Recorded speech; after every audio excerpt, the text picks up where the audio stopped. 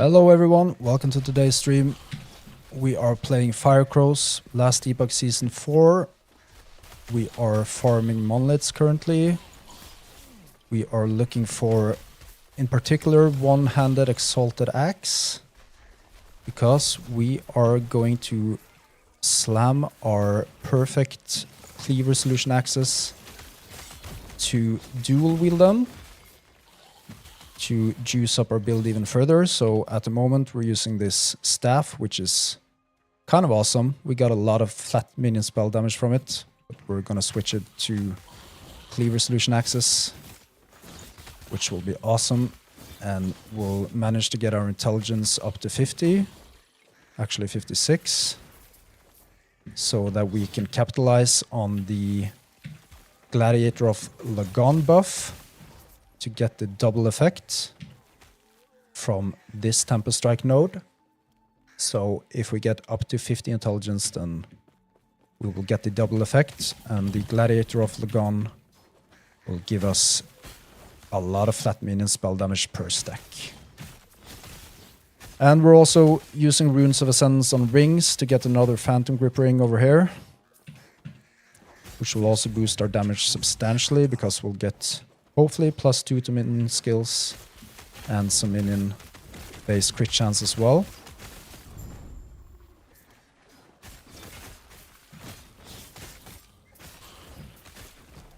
So really looking forward to that.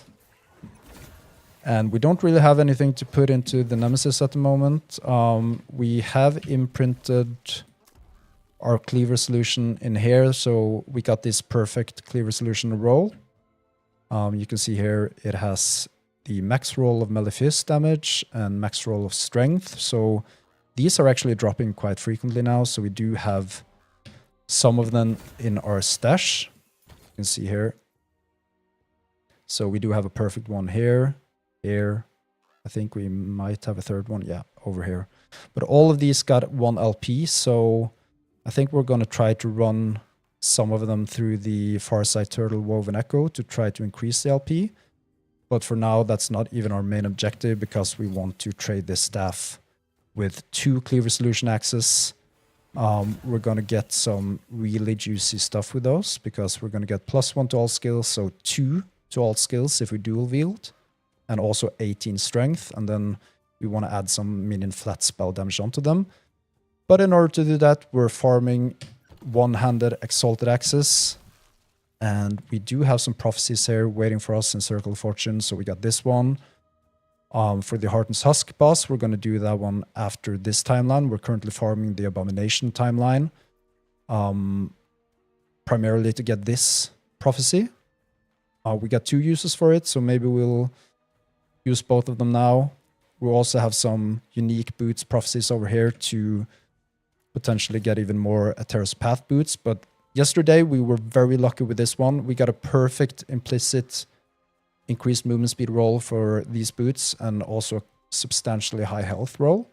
And we were able to actually craft, with 1 Rune of Havoc, we crafted a perfect tier 7 increased movement speed stat, which we slammed onto here. So the RNG gods have been favorable to us so far. And let's see if that continues. So for now, we're just gonna empower these, because we don't really have anything to put into the Nemesis egg. And what we're after, apart from what we've just been through, is the Raven's Rise gloves, which are awesome for this build. That's possible to get primarily by farming the Ending the Storm timeline. We've paused that one for a moment. We increased the corruption recently to 188 corruption, and we're going to take that from there.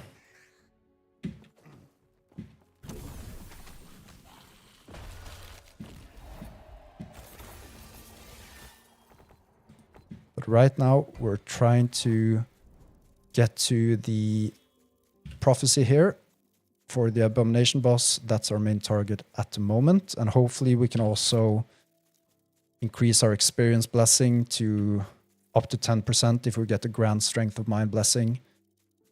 So let's hope we can get that just to boost our experience further. And we're also doing a lot of XP tome echoes whenever we see them. In our Weaver tree, we have blocked all of the other rewards. So we blocked glyphs, runes, arena key, and gold. So we only have the experience one left alone there. And we're also now pumping points into the double reward chance to, first of all, increase the XP tone rewards we get, but also increase the unique item echo rewards that we're also farming. Like, for instance, the gloves, to get the Raven's Rise gloves. But for now, we're going to do this catch a mechanic for corruption to pump up the corruption in the timeline, and then we're going to do the abomination boss. That's the plan.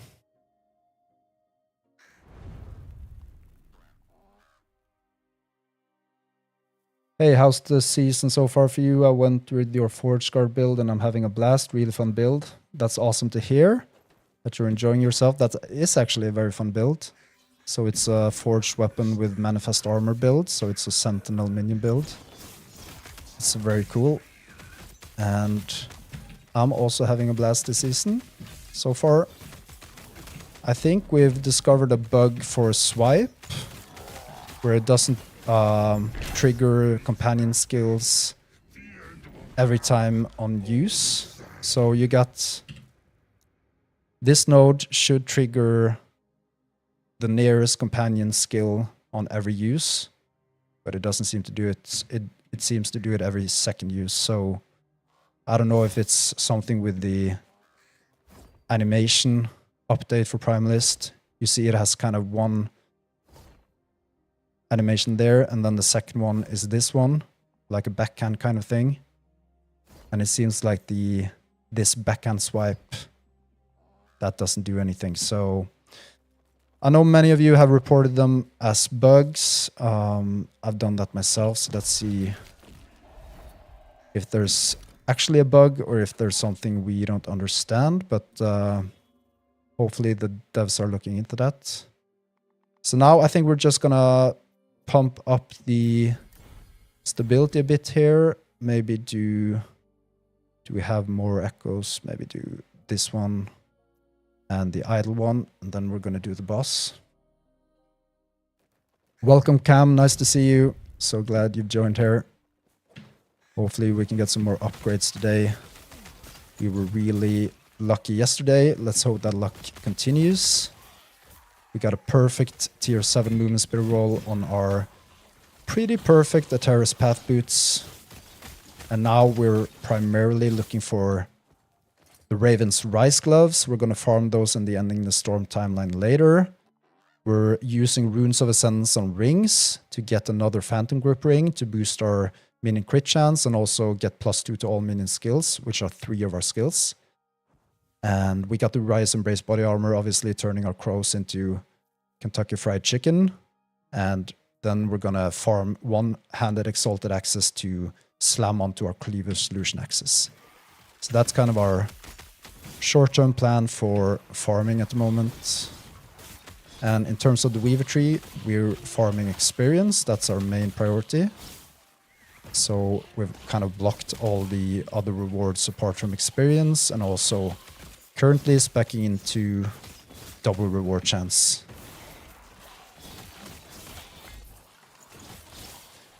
Passive tree wise, we've currently speccing into minion leech in the Beastmaster passive tree here.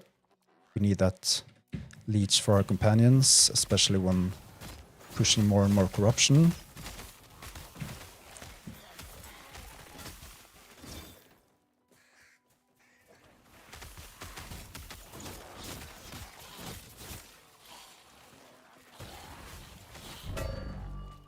And there you can see the imprint dropped for our Cleaver Solution Axe.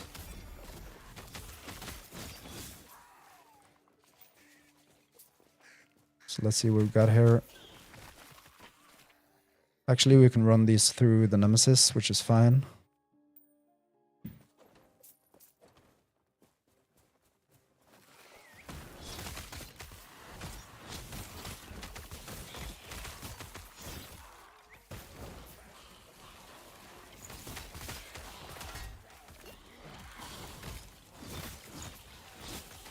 And you see we also got some ring prophecies dropping here because We have bought some of those to get the Phantom Grip Ring, but it doesn't drop from the prophecies, so hopefully we can get it from Rune of Ascendance instead.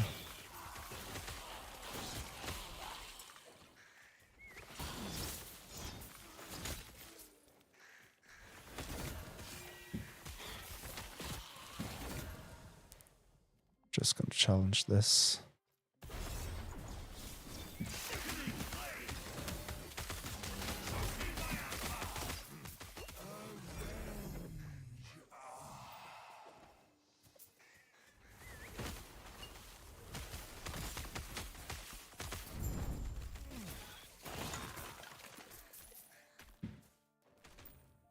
So let's see, we're gonna boost up the bonus stability here just to get the most out of our XP reward.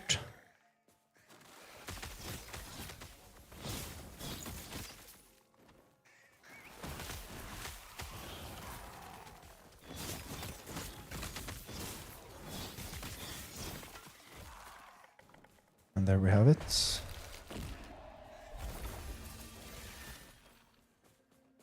That's some nice XP right there.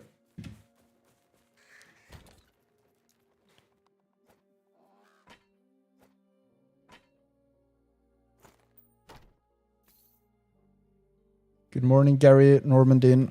Nice to see you here. Hope you're having a good day, a good morning, and that you're enjoying Season 4. And we're gonna use Rune of Ascendance on these. We only got 4 left now. We're looking for a Phantom Grip Ring. Our Runes of Ascendance has not been kind to us so far. And we only got 2 left here. Oh, there it is. Awesome. And it got a perfect roll as well. The RNG gods still like us. Look at that. +2 to all minion skills. 4 minion critical strike base chance. Oh my god. That's a perfect Phantom Grip Ring for us. So that's exactly what we're after. We got it on our second to last Rune of Ascendance. How awesome is that? And it just keeps getting better. And we're going to run this through the Nemesis system as well. But for now, we're just very happy that we even got one. We're going to pump both of these 2 points into this one to get more multiplicative damage per active crow. We got 5 active crows at the moment. So this one will give us 20% more multiplicative damage per point. So from these 2 points, we get 40% more multiplicative damage for our storm crows. And that's just awesome. It's going to boost our damage immensely.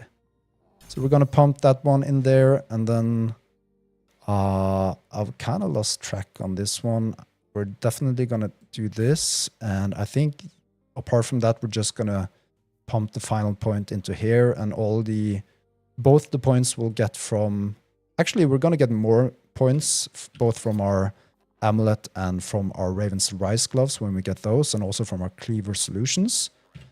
And we're going to just juice up the area so that the Frenzy Totem has a larger area of effect, which is very important. And did we have more points? Yeah, we did. This one, we're probably just going to... I actually have to see the progression for this one. I can't remember. It's one of the healing aura buffs here. I think it's the... Yeah, it's this one. We're going to pump them in here. And then we're also going to spec into some more health for the Spriggan. Because the health isn't the best for the Spriggan. It needs some boost. So we're going to do the Idle Echo here. And then we'll do Abomination, the timeline boss. And hopefully we can get a high roll for our increased experience blessing. And also some nice... drops from the one-handed Exalted Axe Circle of Fortune Prophecy.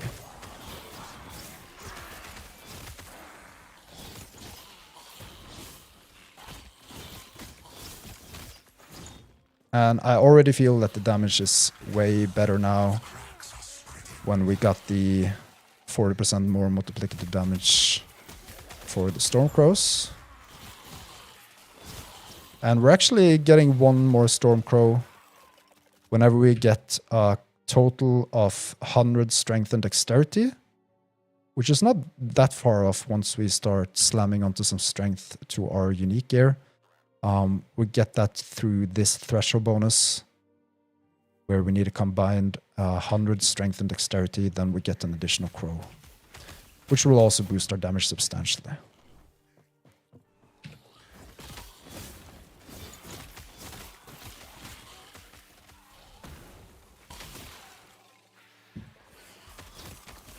Increased minion cooldown recovery speed idle should work for the cooldown recovery for your companion abilities, because companions are a subset of minions.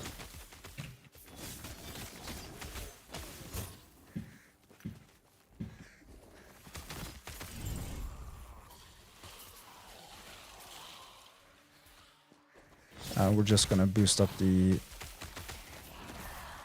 bonus here as well, just to get some, hopefully some class idols. We're looking for the minion cooldown recovery speed idols, the huge ones, and then we're gonna enchant them to get the minion flat spell damage on there as well.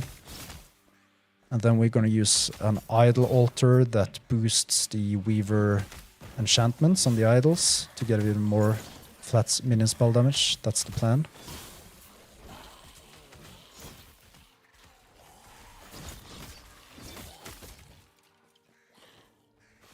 Now we're going to run the Cleaver Solution Axes through the Nemesis system, the ones we recently got without LP. Just going to clear these mobs first. And we also got a Lop's Path here.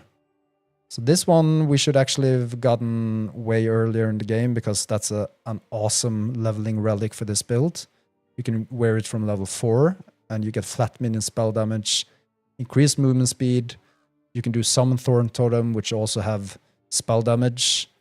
And whenever you use Fury Leap or Warcry, you will summon Thorn Totems up to your max limit, etc. So I wish we'd get this sooner, but it's nice to have it in our stash anyway. So we're going to run one of these. We're going to do this one with the highest strength roll.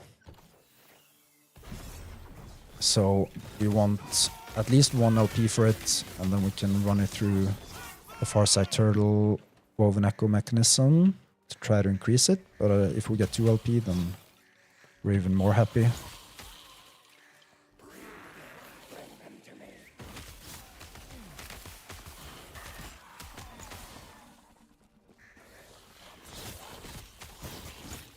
And we're done with this one. So this is somewhat in the direction of what we're after. We're after the prefix, the increased minion cooldown recovery speed. We obviously want a bigger roll there. And the lightning damage would be nice if we went with lightning crows, but we're not. So we'll actually save this in case we'll ever do the lightning version. But for now, this is not what we're after. Alright, so now we're going to do the Abomination boss. We're going to do the Harbinger as well, because we'll get 1 additional rank in the... We've got a nice faction. Yeah.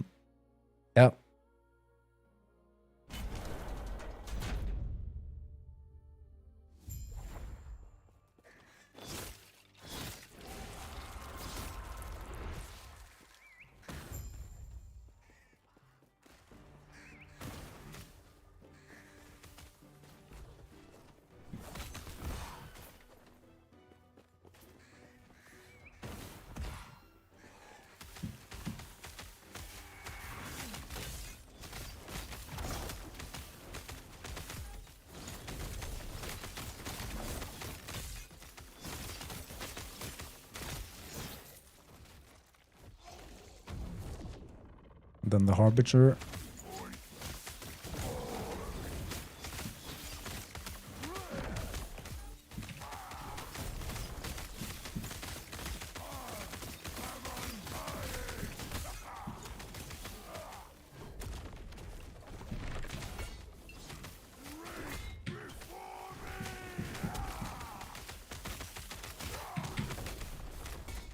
gonna stay with that from that one.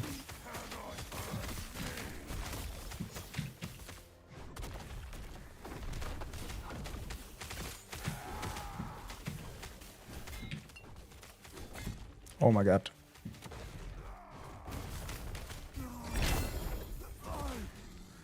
Alright, and we do get the increased experience blessing that we wanted as well. Almost a perfect roll, so once again, the luck is on our side.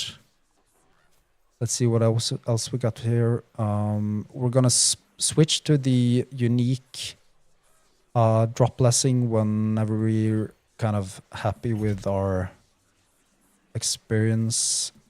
And I almost did a misclick there. But for now, we're gonna go with the increased experience blessing to just get as much XP as possible to get those passives in. And we also got a 2 LP Ribbons of Blood ring. That's an awesome ring for minion melee builds. So we'll definitely save that one.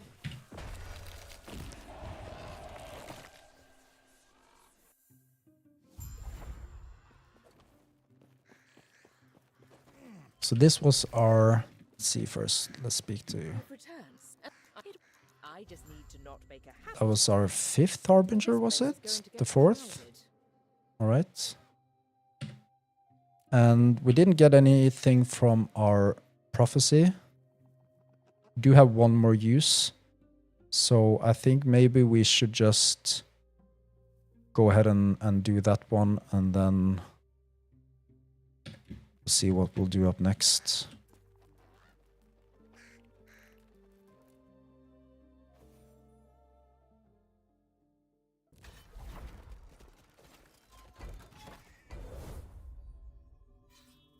So we're going to do the Experience Tome Echoes here, and then maybe we'll use some Temporal Keystones.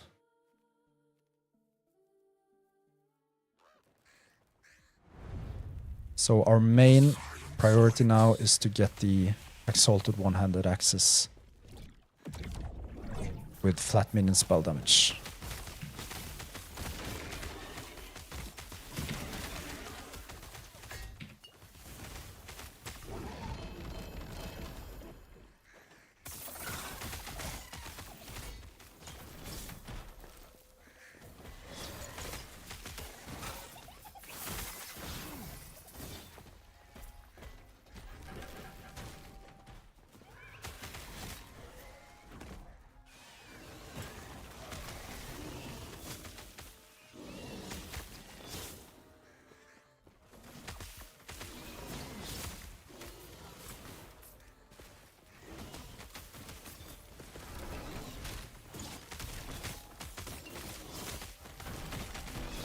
His pain ripples through time.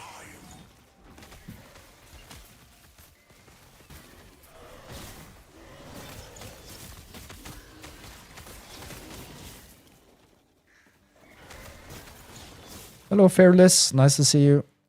Hope you're having a great day and that you're enjoying Season 4.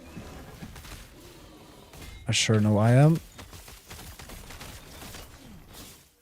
But I do feel that we might need some more survivability soon, but we'll get there when we slam some strength onto our gear and also the health regen and health, which is what we want for our Phantom Grip rings.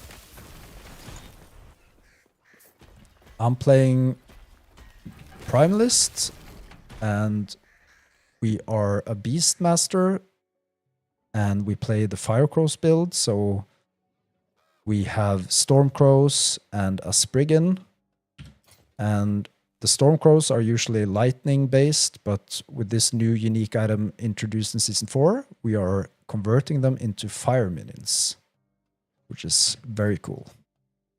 So that's the build we're playing. Oh my god!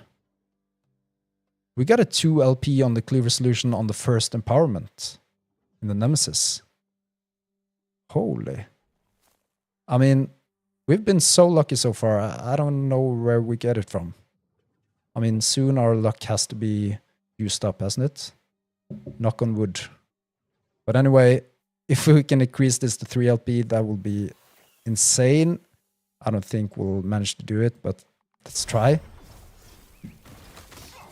That's so awesome. I mean, that's the kind of... It was the first empowerment. Let's not die. So that's awesome.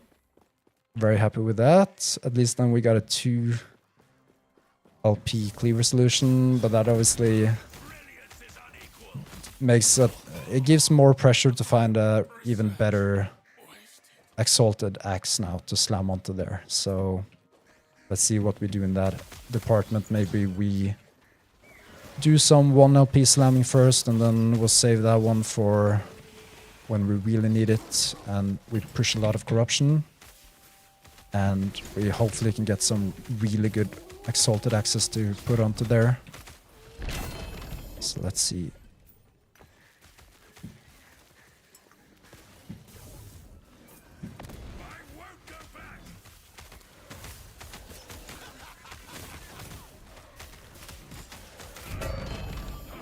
And there we got a prophecy, unique ring prophecy. There's some phantom grip rings there. These 2, 1 LP. What? Is that a perfect roll or is... No. That's a perfect rolled ring as well. +2 to all minion skills. 4% minion critical strike chance. I mean... Our luck is just... It just keeps on giving. So we actually got an upgrade there as well. We now have 1 LP perfect rolled ring, sorry, this one isn't 1 LP. We'll run this through the Nemesis system up next. But then we got 1 LP here, 1 LP here. We can run these through the Farsight Turtle. And now, I guess, yeah, we didn't have to respec the points. That's awesome. So now we just have to find some tier 7 rings as well. We're looking for the added health and added health region stat to put onto there.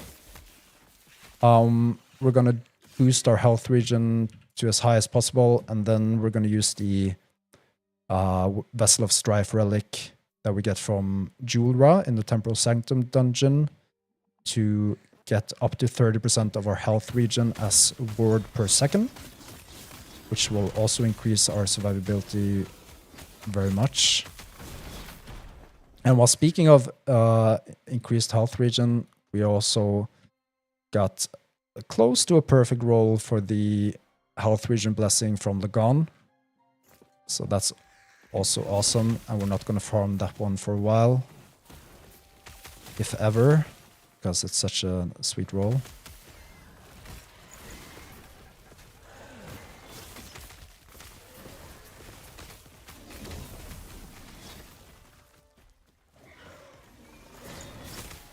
Why use the frog helmet? We're using the frog helmet. I can show you in a second here.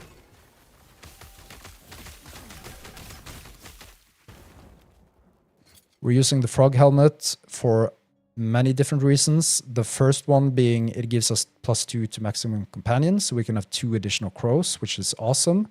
The implicit stats of this helmet is very good. You get flat armor, a high flat armor, endurance, a percentage of your maximum health gained as endurance threshold, which is really important for our survivability. And then you get the cold resistance, which is great for both us and our minions. The increased area for minion area skills. So we need that for the Crowstorm ability. And also the increased cast speed for minions. Awesome. And the flat health, which is actually a lot of flat health as well. So all in all, this is a great helmet for our build. And in my opinion, it's by far the best primordial item for this build. So that's why we're going for that one.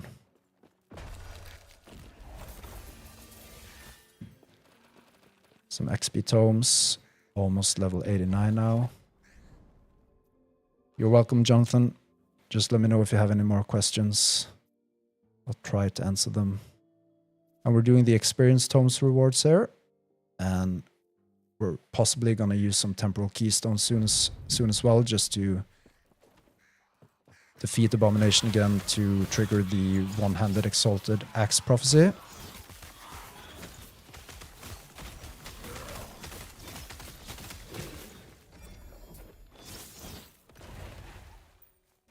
And there we have level 89. Minion Leech. And I was about to do something. Yeah, I'm going to disable the rule for rings because we're not going to use Runes of Ascendance on rings anymore. So we're just going to disable this one, and then when we get more Runes of Ascendance, we'll reevaluate which items we're going to use them for. But for now, we have a Rune of Ascendance break.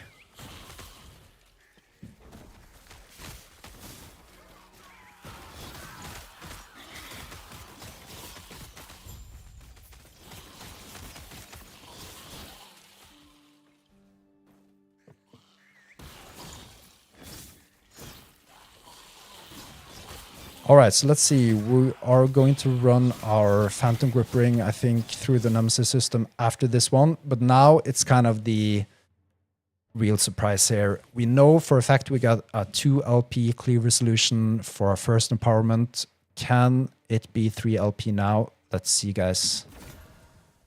It's still 2 LP. But we're very happy with that one. We don't have any other 2 LPs.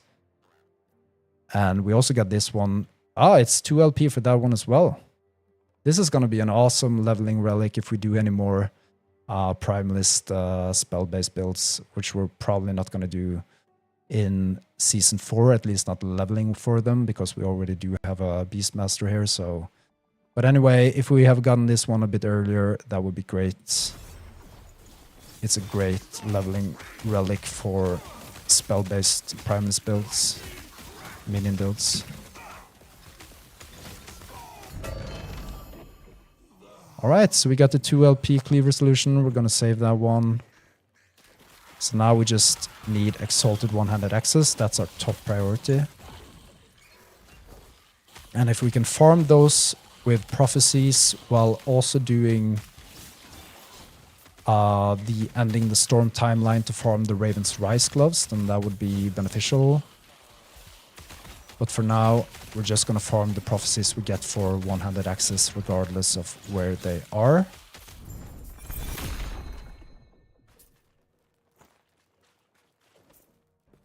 We're just going to crank up the bonus stability here to get the most XP rewards. So our Weaver tree is juiced up to farm experience. We're blocking all rewards from the Echo rewards apart from experience tomes. We're speccing currently into double reward chance on Echo rewards to maximize the XP rewards and also maximize the unique item rewards that will target farm, such as the unique glove rewards, which we'll get to soon. So the Raven's Rise gloves can be somewhat of a pain to acquire because they're quite rare. But once we have enough Runes of Ascendance and target from the unique glove prophecies, then we'll get there eventually.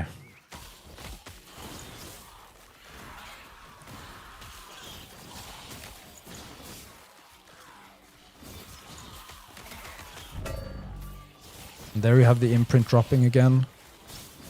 It's dropping like candy, and I made a mistake. I should imprint, I think, the LP2 here, so let's go ahead and do that. We're gonna imprint this one instead. But it's nice to see that they're dropping at least. So hopefully we can run all the 1 LP ones we have through the Farside Turtle Woven Echo and then potentially get 2 LP. And then we have 2 LP Cleaver Solution access.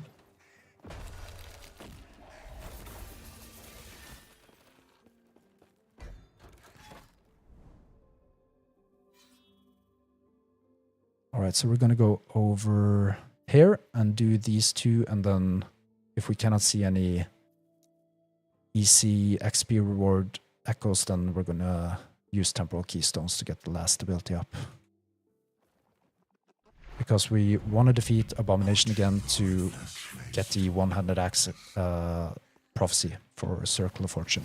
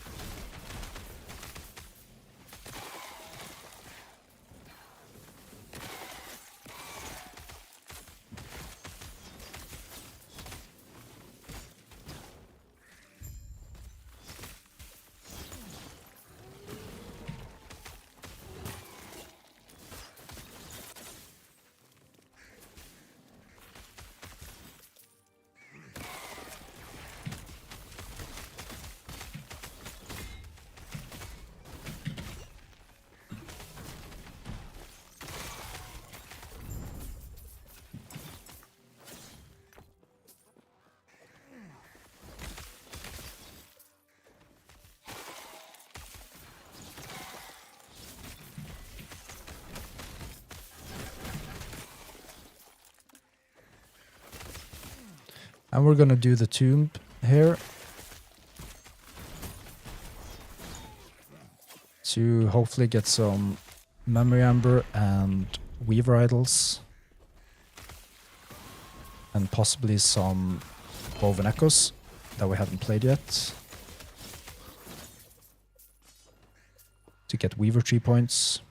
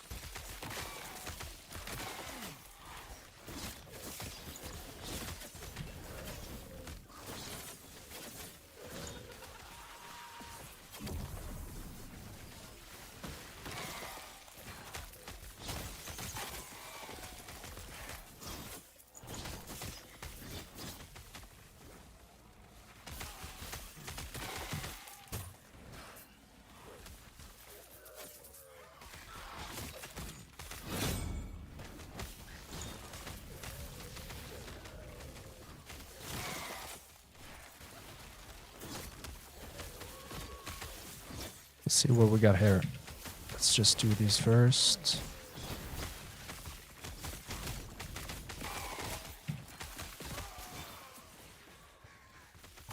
Okay, so it's a Sentinel helmet, but it's a tier 7 health region.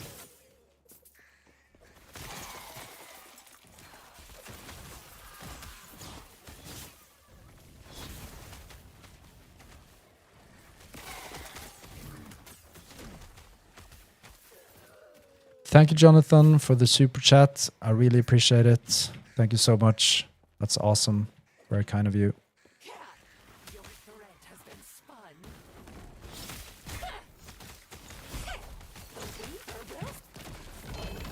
Is incomplete.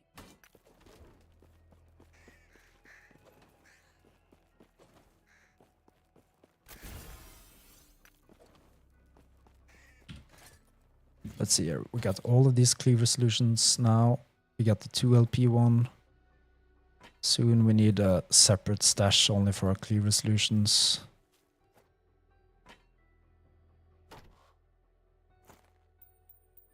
And we're gonna get rid of all of these rings because we're not gonna need them.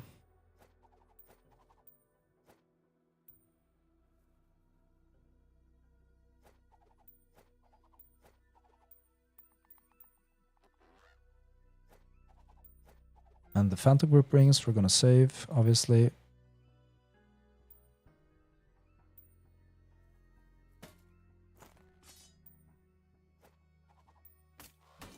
Alright. So let's see here. So we don't want to enchant our idols until we have a huge one because for these we're just going for war per second. We don't need that right now. We're not gonna spend memory amber on them until we have a huge idol, because we want that minion flat spell damage on there.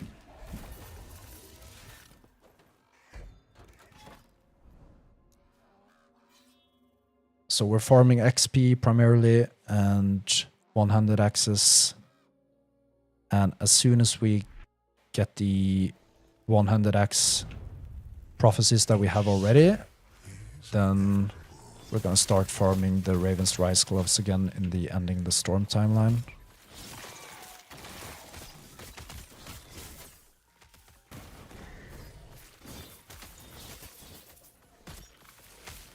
And then after that, we're probably gonna farm the Logis Hunger Amulet from the Spirits of Fire timeline with the Fire Shaman bosses, because that's also awesome for this build. In the very end game build, we're gonna use Nihilus, which drops from Aberoth, but obviously we're away from there. We're not Aberoth ready yet.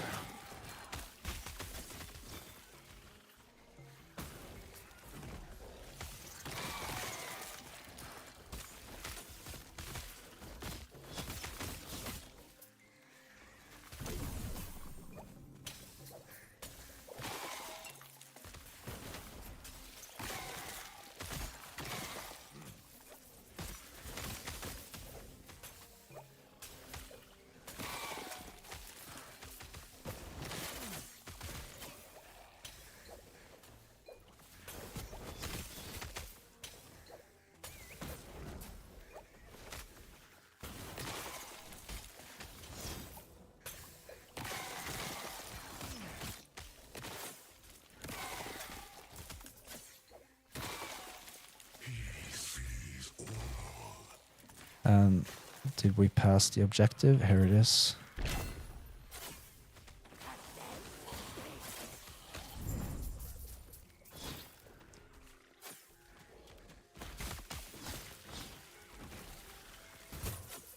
So we're gonna try to do the Omen window here. Maybe we're a bit underpowered, but we'll see soon enough. And then we're gonna do the tombs.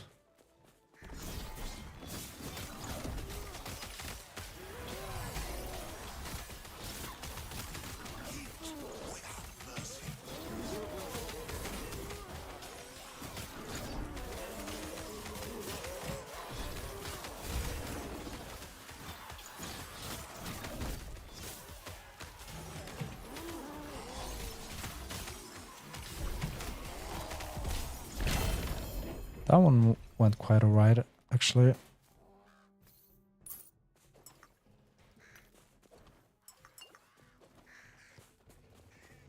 And we're not gonna run back to the tombs.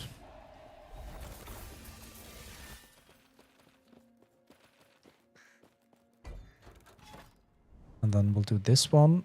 And then we'll use... actually, we're gonna do this one as well. And then... actually, this one we're gonna do, and then maybe we'll do this one. If not, we'll use Temporal Keystones. We just basically want to get to the Abomination boss to get the one-handed Exalted Axe prophecy dropping.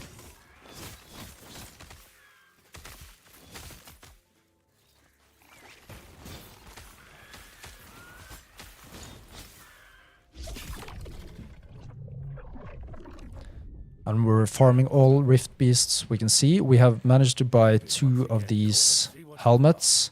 So we recently bought our second one. We ran it through the Nemesis system. And we got dodge rating, I think, for it. So it's completely useless. So we're saving up for a new one now. We need 12,000 Ancient Bones and 11 Horns. And then we can get a new one.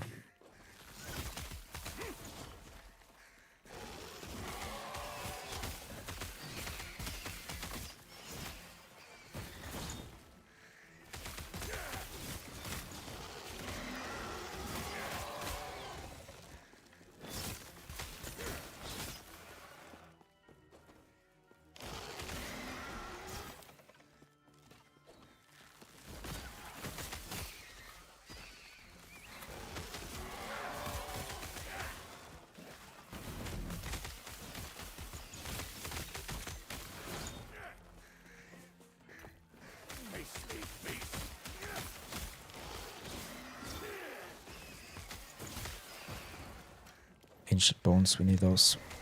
I'm gonna pick up all the Ancient Bones we see.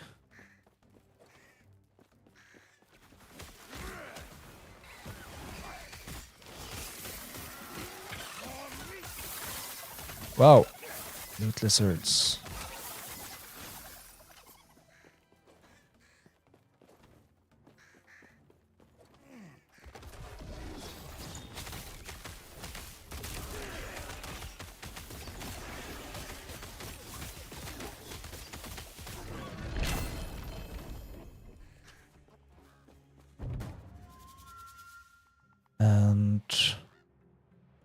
I think we're gonna go with horns. We need, I think it was 11 of those, so...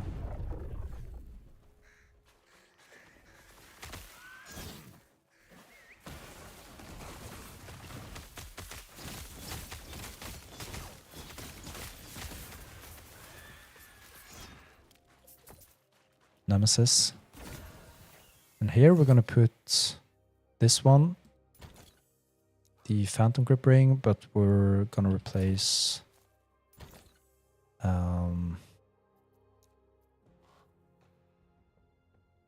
actually we cannot get the ring from the stash. That's I thought you could do that before.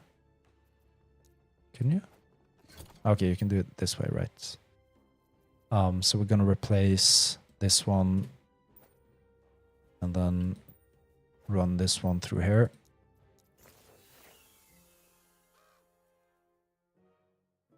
Yeah, that's the one. So that's a perfect rolled Phantom Group Ring. If we can get some LP on there, then we're very happy. If not, if it just adds a tier 7 added health and added health region, we'll be very happy because that's what we're gonna slam onto there anyway.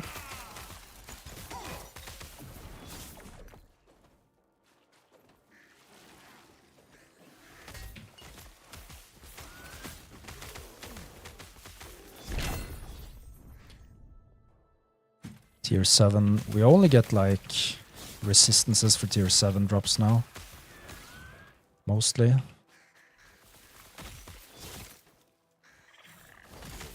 And we're just picking up all the tier 7 drops we can find currently. We might strict up that rule a little bit when we get further down the line, but for now we're just doing that.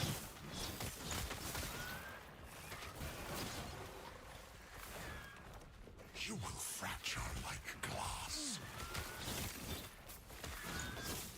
We're gonna wait with the open window. I don't want to mess up the echo objective if we die.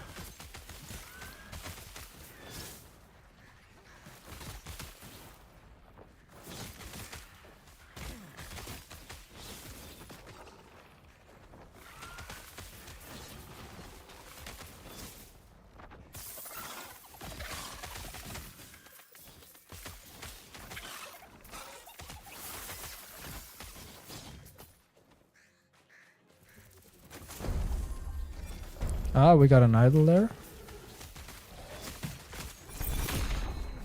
Rune of Redemption, that's nice. So that's the prefix we want, but not the suffix, so we cannot use it, but...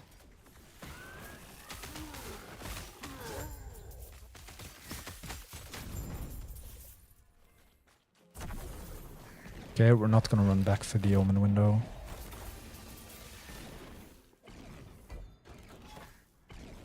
And let's see here if we do these two and then a temporal keystone will be fine.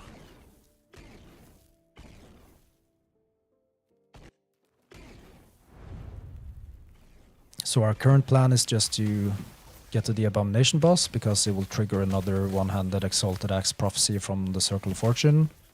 And one-handed axe exalted ones are what we're farming currently, because our main priority is to slam some flat minion spell damage onto our clear resolution axes and start using those for several reasons. We get +2 to all skills from 2 of them. We get our intelligence equal to our strength so that we can have the double effect from the Gladiator of Lagon buff that we get from using Tempest Strike, which gives our minions flat spell damage. So there's a lot of incentives to get those clear resolution axes going. And they also give us up to 18 strength in total, and strength is arguably the most important stat for this build.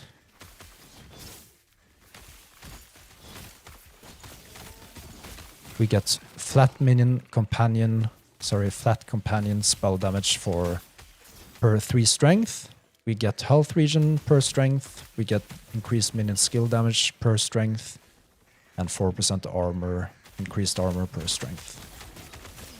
And also, if we have a combined strength and dexterity of 100, we also get an additional companion. So strength is the go-to stat for this build. Now this one is really nice. I think this one is an upgrade for us. It has a high increased health roll and a high minion spell damage roll. So if this is not an upgrade, then yeah, it's an upgrade to this one. Awesome.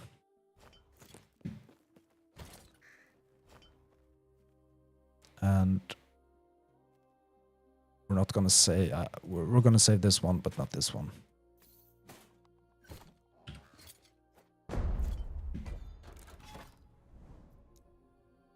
Then we're going to do the XP tome, and hopefully we can do with 1 temporal keystone to get the timeline stability up to do Abomination.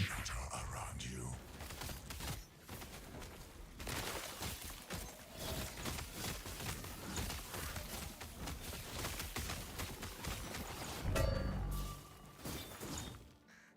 Would you look at that? Another cleaver solution, 2 LP.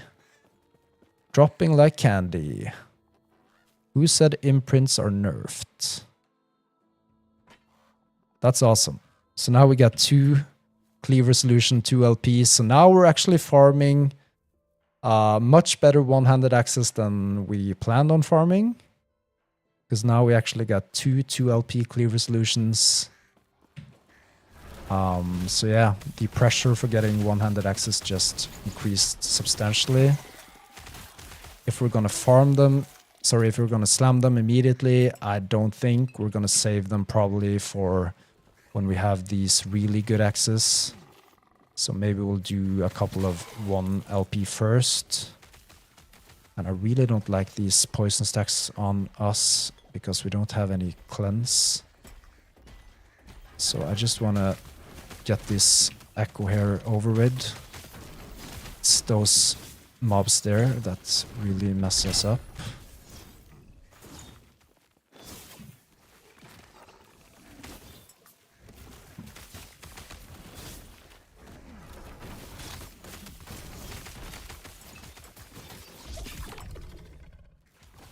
$11 poison stacks now. I mean,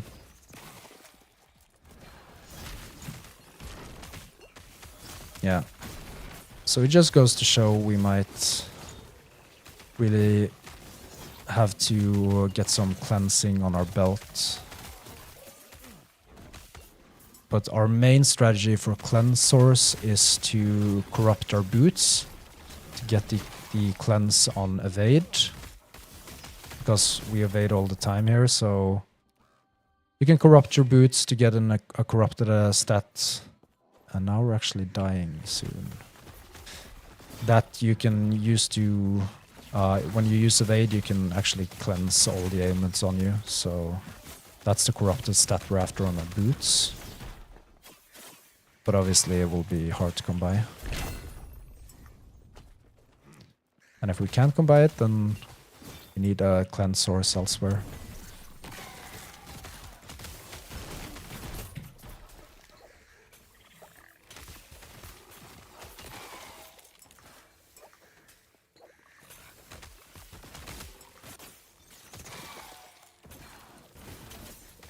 You hesitate.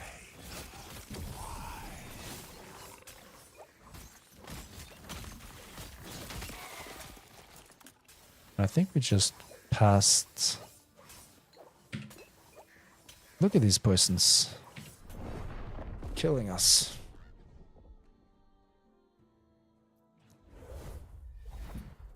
How's our poison resistance? It's 12%, it's not. Then we're just gonna use 2 temporal keystones to get to the boss. And hopefully we can get some nice one-handed access there.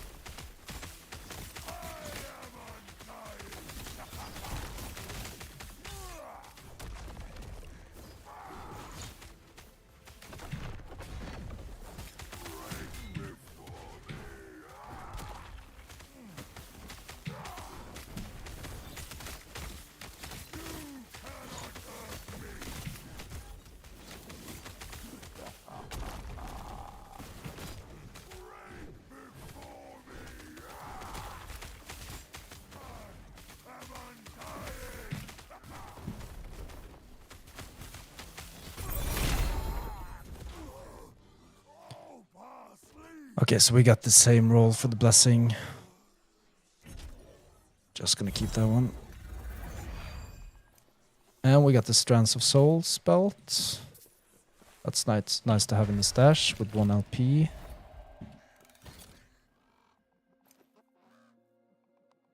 And I almost forgot about this one, so now we got 2 Cleaver Solution, 2 LPs. Where's the other one? There it is. 2 Cleaver Solution, 2 LPs. That's awesome, so now we just need the one-handed axe, but we're not getting any drops for it, because then we would have gotten one now. Let's see here.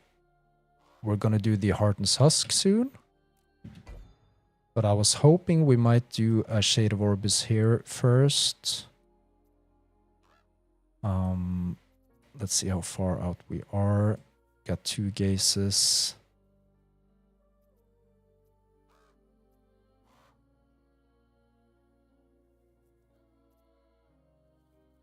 Yeah, we should have had some Harbinger's needles to just crank up the...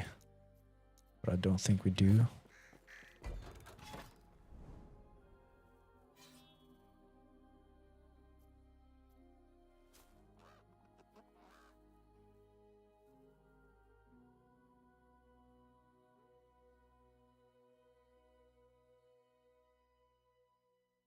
Right, we're gonna try farming the Raven's Rise gloves over here. Just gonna check the... Let's buy some prophecies before we do that. Then hopefully we can get some one-handed axes and the Raven's Rise gloves at the same time.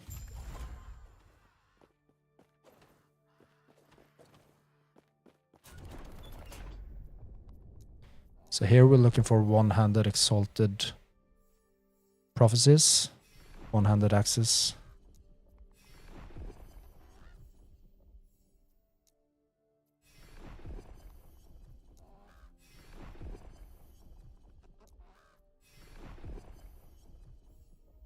There we got one. We're gonna buy those. That's an awesome prophecy. Any rear enemy.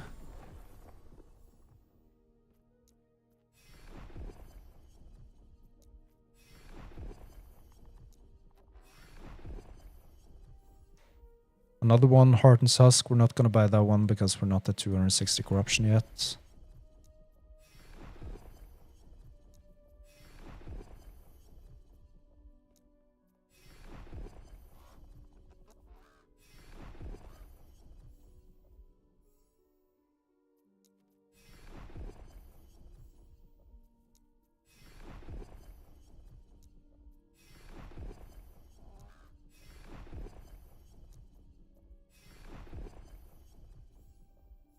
We only get 2-handed axes now.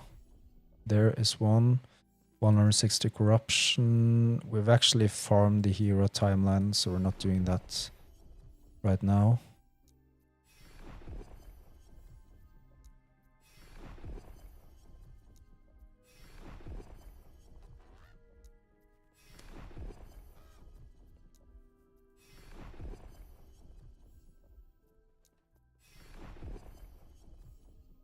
There's one. That's an awesome one. We get 7 times 2 just by defeating 2 nemesis.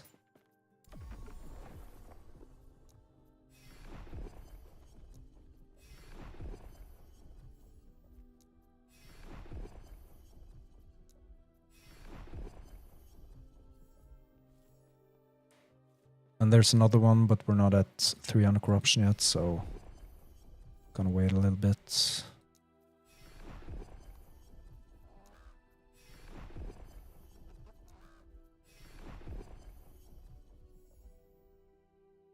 And we're gonna not do that one.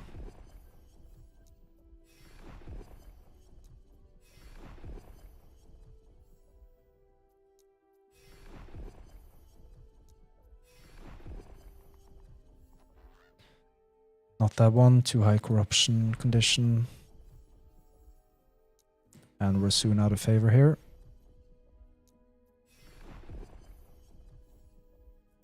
Alright, let's see our rank at the moment. So We're hoping to get to this rank very soon. It's not much left there. Once we get to that rank, then tier 7 affixes will drop much more frequently, so that's awesome. We're soon there. So let's see, we're going to this one for now. And we're looking for the unique gloves echo rewards. We're farming the Raven's Rise gloves. If you don't know what gloves that is, we get increased minion movement speed, we get increased minion cast speed, our minions take less damage while moving, and we get +2 level of minion spell skills, which are 2 of our skills, so our Stormcrows and our Spriggan. And we get a bunch of necrotic resistance up to, I think it's 56% necrotic resistance and 28 lightning resistance. So those are some awesome gloves, and you can target from them here with the unique gloves rewards. We're not seeing any of those immediately here, so we just have to pick a path. And we want to avoid the critical strike avoidance. We're not seeing any of those. And also the chance to slow on hit is really annoying. So we're gonna go over here, I think. So we're gonna start with this one.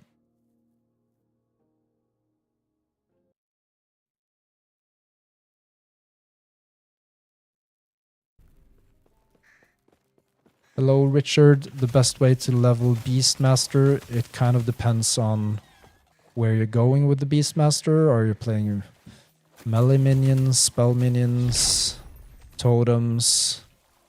For this build, what the hell? Eternal Gloves with tier 7 hybrid health. That's awesome. That's really awesome. For this build, we went with Stormcrows already from level 12. So up until that, we used, I think it was Thorn Totem. We had a wolf in there, I think, from the very start. And then at level 12, we switched to Stormcrows. And then we just built the final build from there. So that's very early on.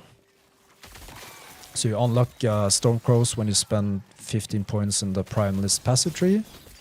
And that's around level 12. Yeah, spell, then I would definitely just go Stormcrows. Because you unlock them so early and they're very good.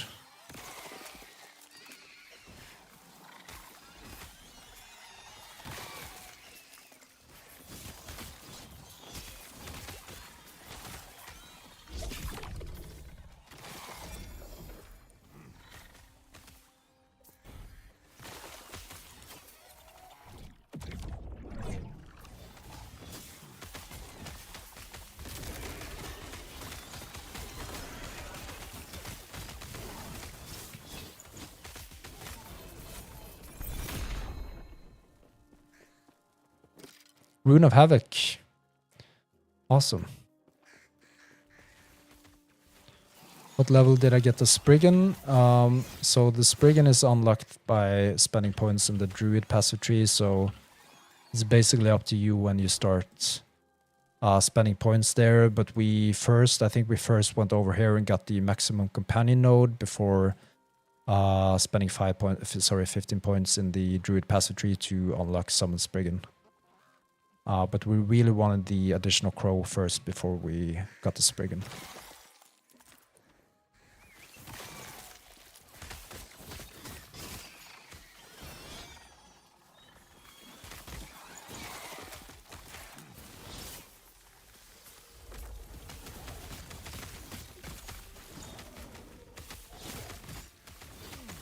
You're very welcome, Gary. Just let me know if you have any more questions.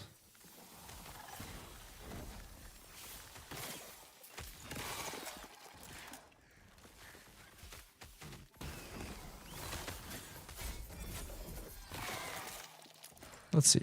The echo objective is up here. Oh.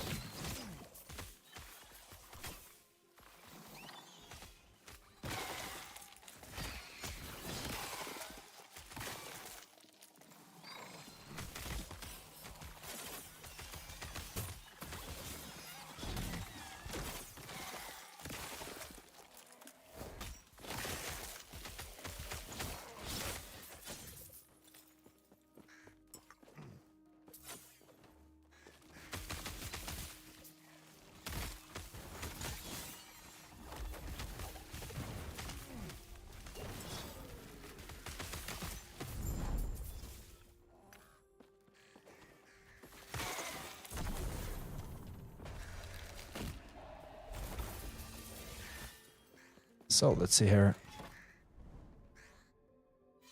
We're not seeing any unique love rewards. I think we're gonna try to go down here to hopefully get some huge idols with the minion increased cooldown recovery speed and minion spell damage. Those are the perfect idols we're after. And would you look at that? We got 1 LP on the Phantom Group ring for the first empowerment of the Nemesis. And this is also a perfect rolled Phantom Grip as well. We do have an additional chance now to possibly get 2 LP. And obviously we're going to use that one. So this is awesome.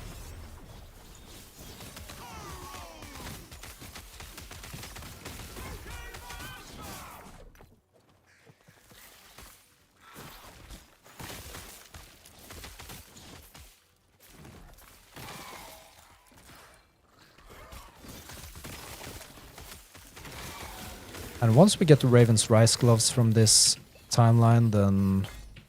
What the hell? Then we're gonna go for the Spirits of Fire timeline to get the Logis Hunger Amulet, which will give us minion fire crit chance and skill levels to minion fire skills. We do have the Death Rattle Amulet currently, which also is very good for minion crit builds. And we also got +1 to all skills corrupted there as well, so it's not very urgent to switch this one out, but it's still our plan. We also need the increased minion damage blessing from the Spirits of Fire timeline anyway, so that's a prioritized blessing for us. So we're gonna farm there anyway.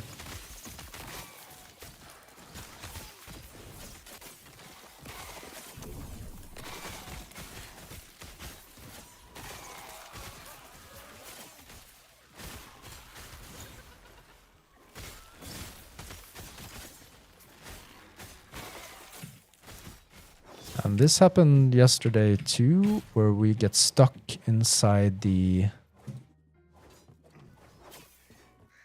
place there, but we glitch out of it eventually.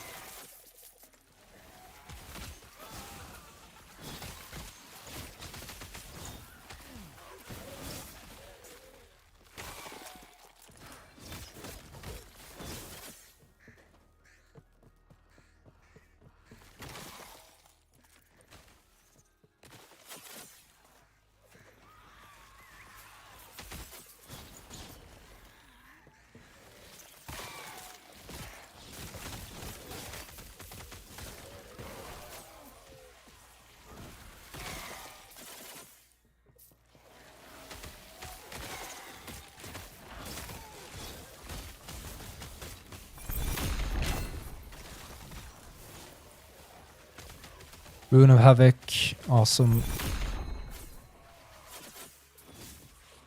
And there was another cool sound there, but I didn't quite catch what that was.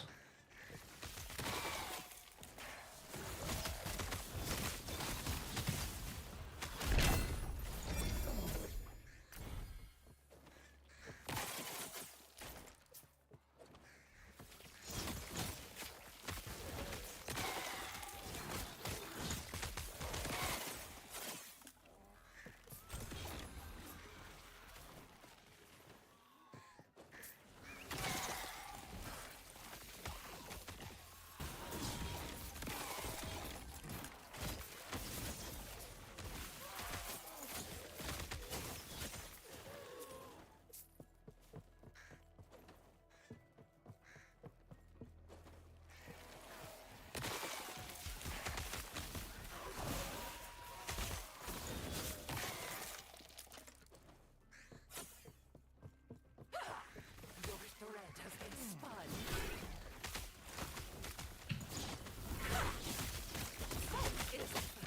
My work is incomplete.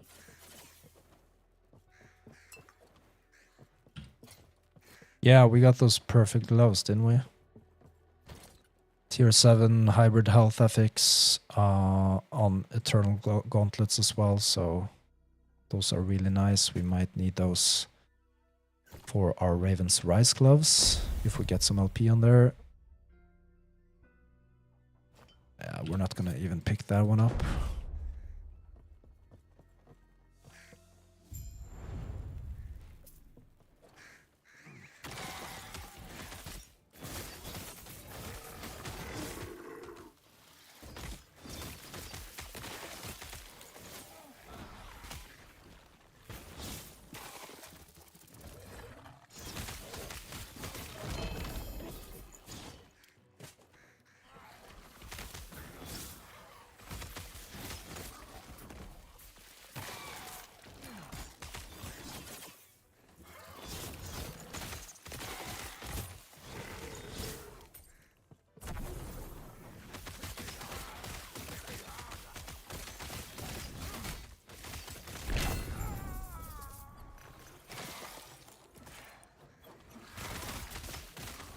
Just gonna capitalize on the shrine we got to boost the timeline reward. Maybe we can get some nice idols.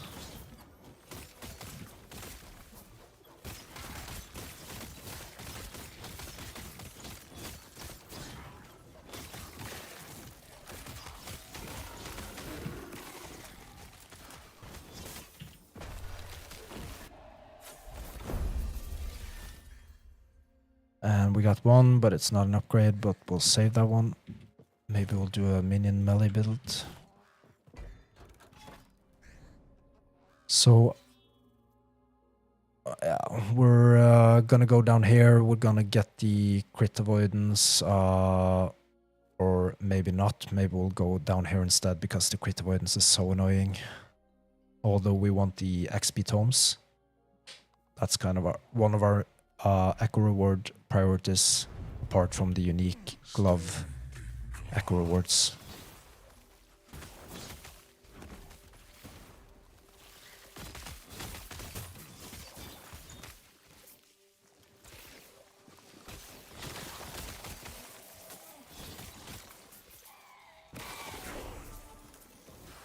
Level 90, that's a milestone, I think.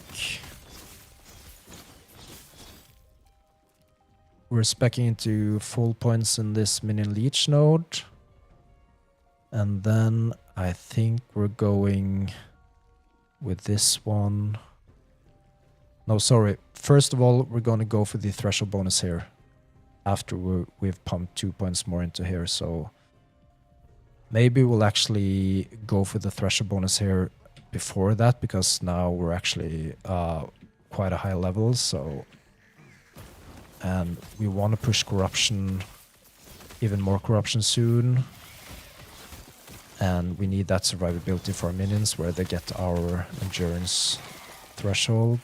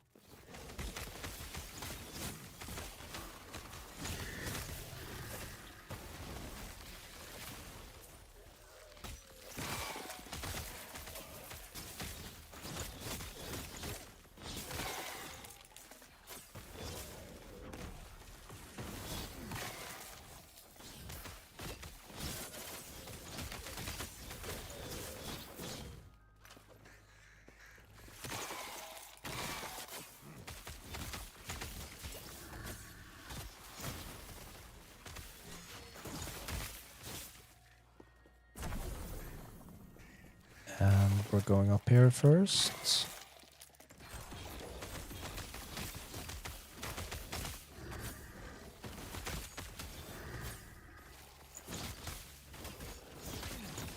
We haven't gotten any Weaver idols for a very long time. We do have this one, which are quite nice. But I haven't seen any of these for a while now.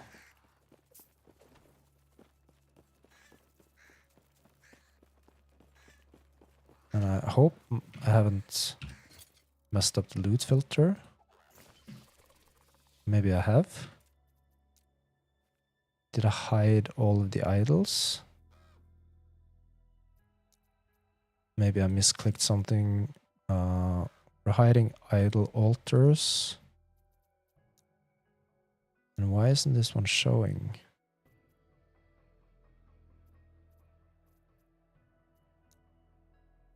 I do want the increased health.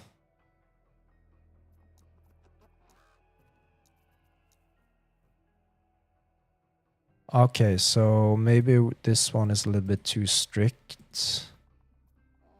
We should potentially allow more resistances here.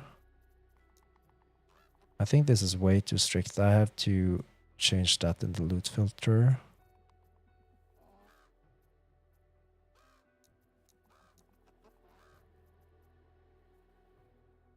So we're gonna go with this.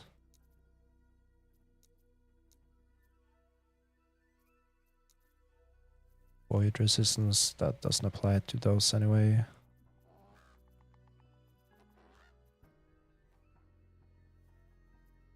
So now it should show, yeah. Or it still isn't showing. What if we change it to 1? Then it's showing.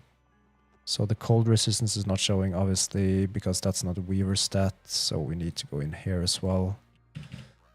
And I will update this in the loot filter. So now it should show. Yes. There it is. So that's a heads up to any of you using the loot filter. It's a bit too strict because it's only the Weaver resistances that were added, I think. So we should add the other ones as well. That explains why we haven't seen some in a while.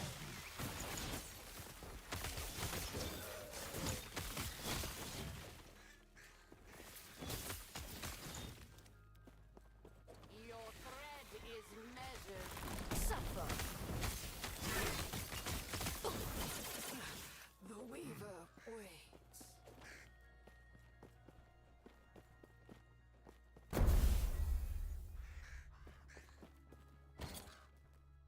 And we got this one.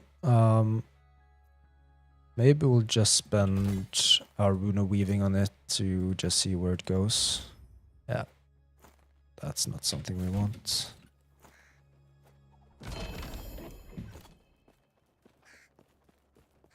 And then we're exiting.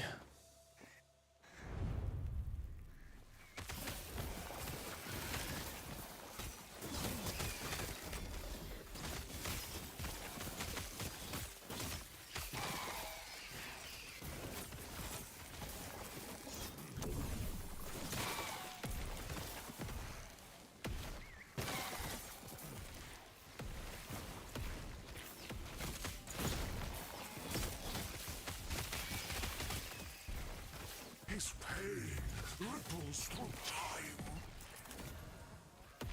And we still have 1 LP on our Phantom Grip Ring, that's fine. It's a perfect roll. So we can live with 1 LP on it for now.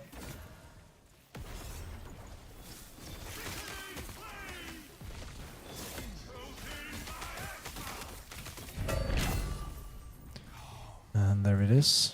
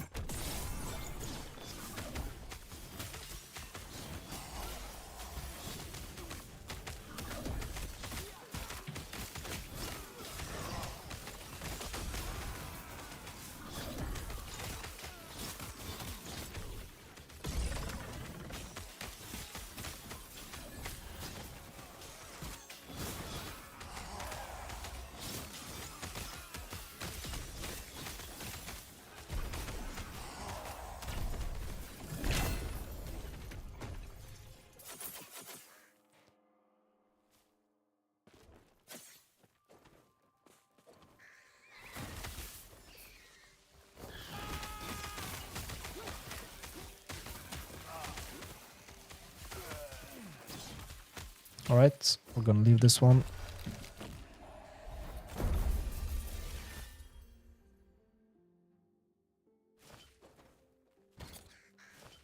And we're gonna save our Phantom Grip Ring. It's a perfect one. Yeah, and today we also got this one. Like a double exalted one with one tier 7 and one tier 6. It just randomly dropped from, I think it was even a normal mob. So that's a nice one.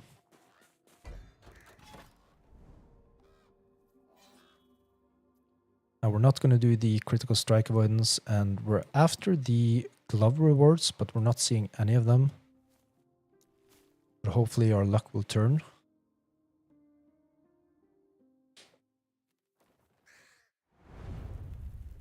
Infinite possibility.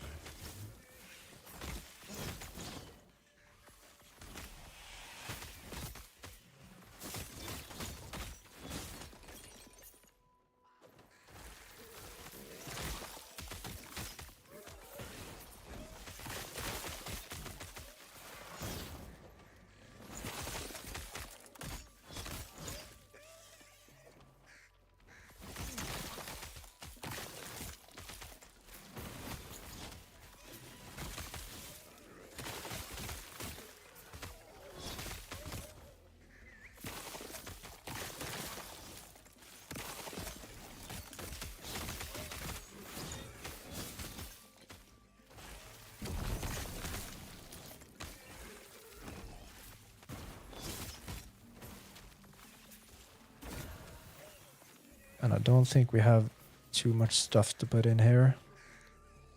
Let's put a cleaver solution in there.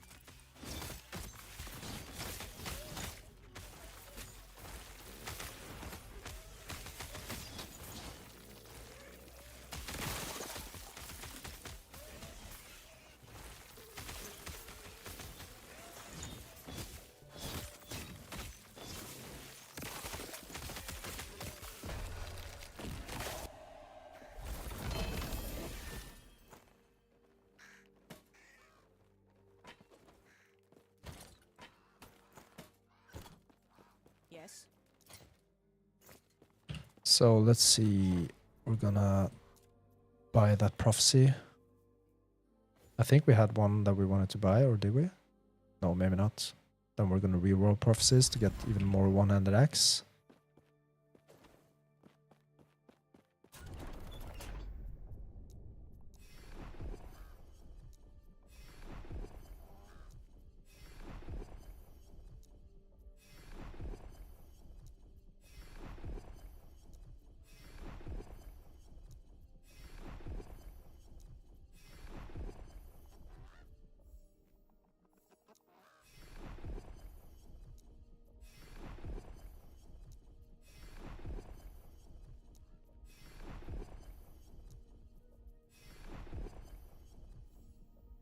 This one is awesome. We're gonna save up for that one. And hopefully we'll soon get the tier 7 FX chance rank. And then we'll see much more tier 7s, I would assume. But for now, we're heading back to the End the Storm timeline to farm the Raven's Rise gloves, which are awesome gloves for this build, and it will be a huge upgrade to the rare gloves we have at the moment. And hopefully we can get some one-handed axes dropping as well. So let's see. We want to avoid critical strike avoidance on our enemies. So let's do the cemetery.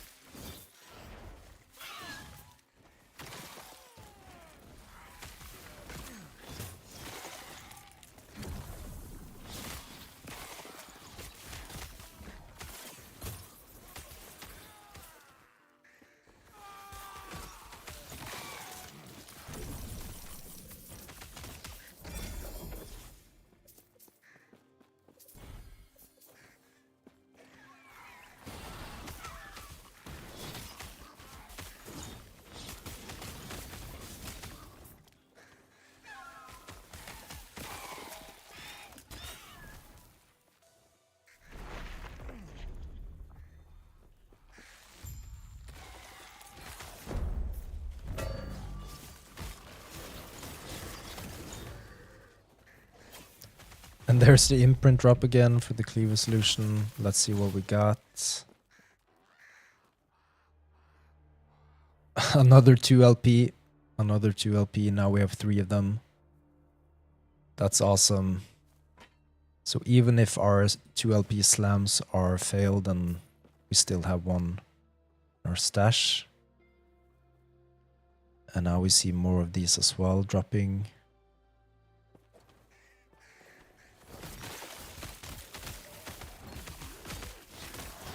Actually, we're gonna save the, was it fire penetration? Or it was cold penetration? I think we might have added some incorrect rules there. Let me just check.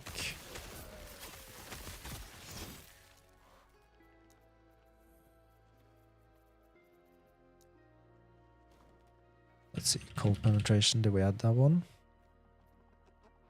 It's a bit weird. Okay, it's because it has had resistance on it. Okay. So I think we're gonna do this one. It needs to have 2 of them, and let's check. Yes, it works. So that was the flaw. And let's just check this one as well. Yeah, so it's working. So now I think the idle loot filter rule is perfect.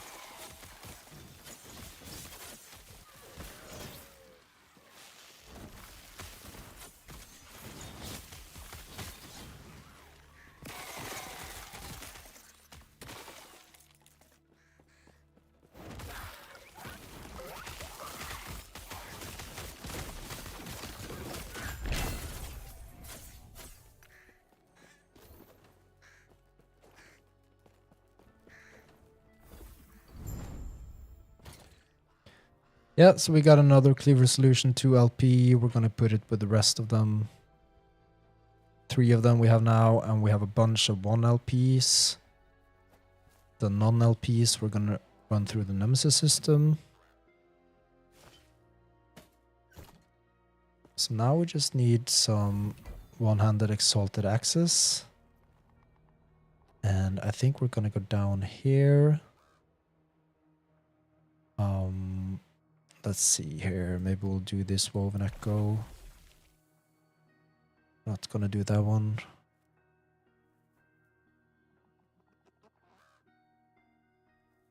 And you see we got the glove unique reward, which we're after. That's awesome. So we were lucky with that one. We can actually do a false temple as well.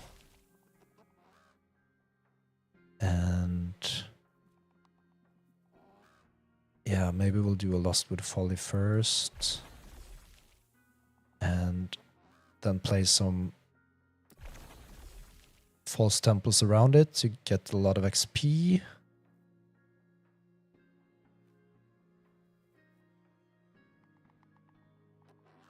Yeah. Not gonna do any of the others at the moment.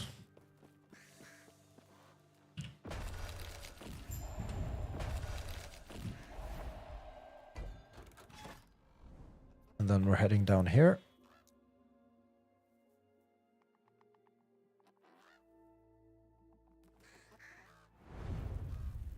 Oblivion.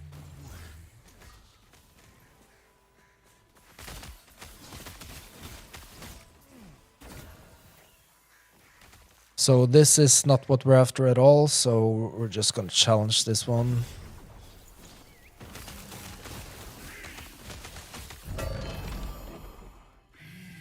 We actually got the wrong warp wand, which is quite nice. We're not gonna pick this one up.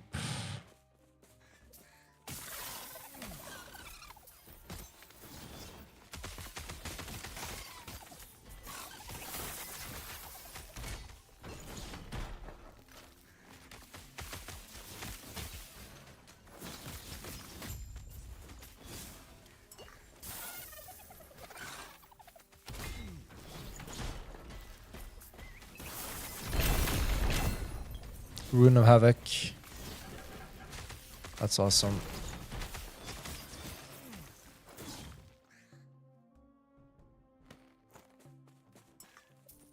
And these gloves are actually very good as well if you do crit-based spell build to get the base critical strike spell chance.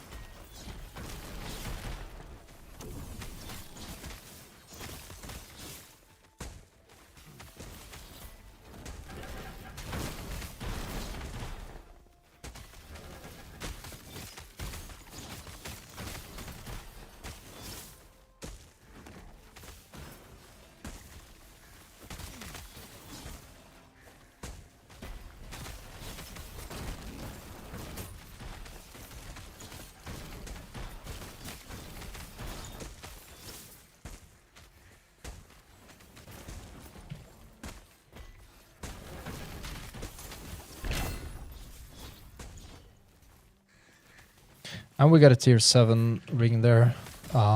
Maybe we can use a Rune of Ascendance on it to... Sorry, a Rune of Redemption to turn it into strength. But for the rings, we do want to prioritize the added health and added health regen affix that we want to slam onto our Phantom Grip rings to get that health and health regen up. And also, when we spec health, we also spec into endurance threshold with our implicit stat from our helmet, which gives us a percentage of our maximum health as endurance threshold. So that's why health is even greater to spec into.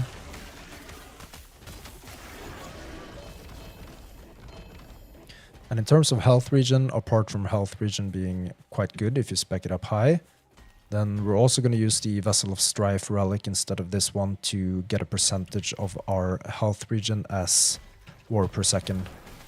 And we're going to farm that relic from Jura in the Temporal Sanctum dungeon on tier 4. But I think we're a little bit off being able to farm her properly at the current state this build is in, so we're going to farm some gear first.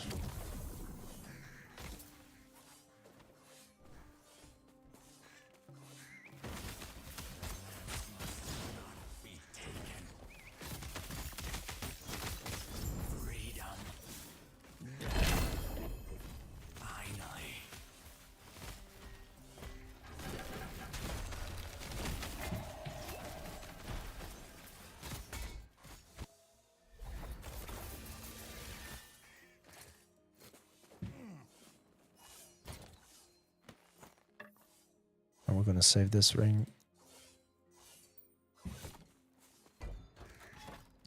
So now we're going down here to take the Woven Echoes. Ideally, we would have done Lustwood Folly first. But that was how it turned out, so let's do the cemetery first.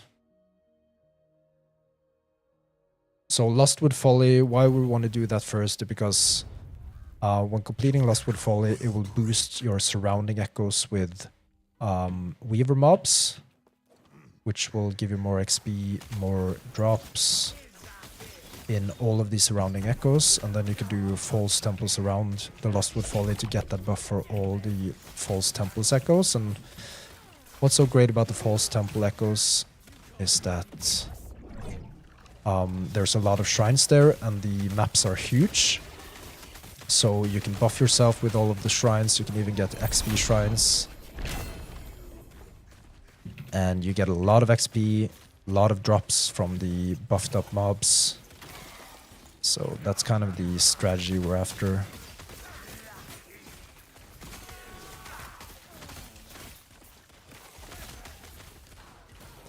And if you want to dig more into that, I have a video on my channel page in the playlist on top of the channel to maximize your XP gained, and I go a bit into details on that farming strategy there.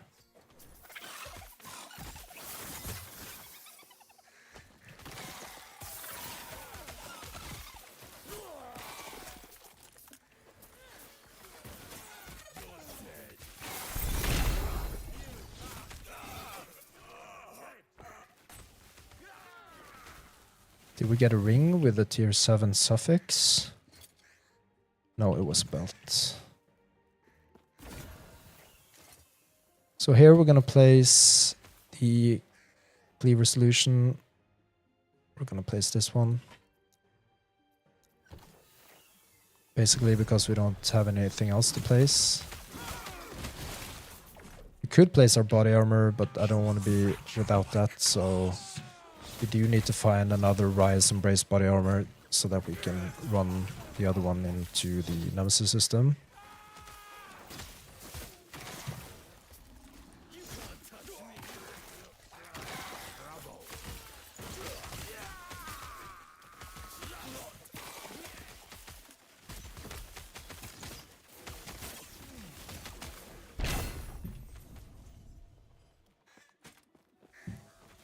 That was a tier 7 critical strike chance.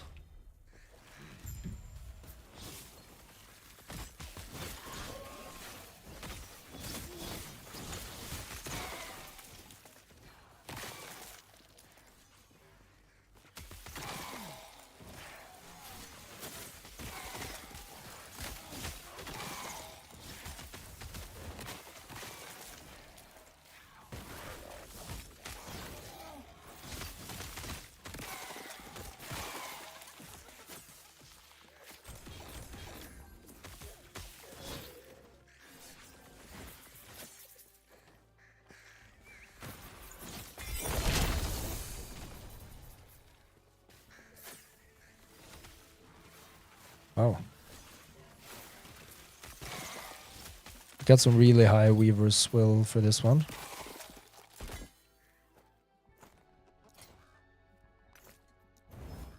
And we got minion dodge rating.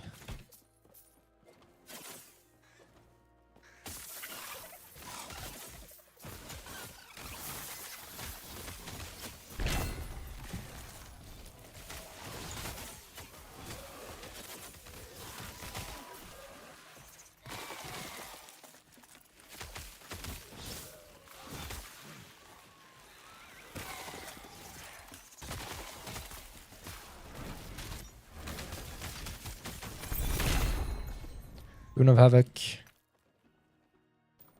Nice suffix tier 7 ring. We can try to Rune of Redemption that to get the added health and health regen affix as well if we want.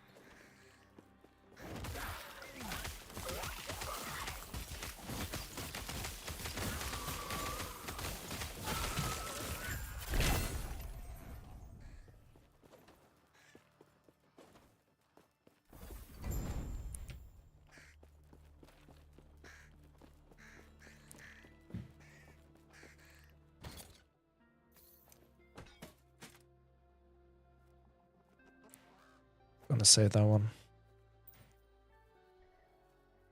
Just gonna throw out that one.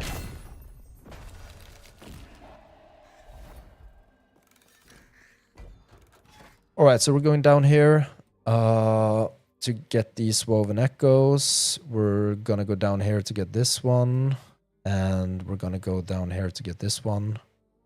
And meanwhile, we'll also possibly do the timeline bus to try to increase the corruption as well. But first, I'll be back in a minute.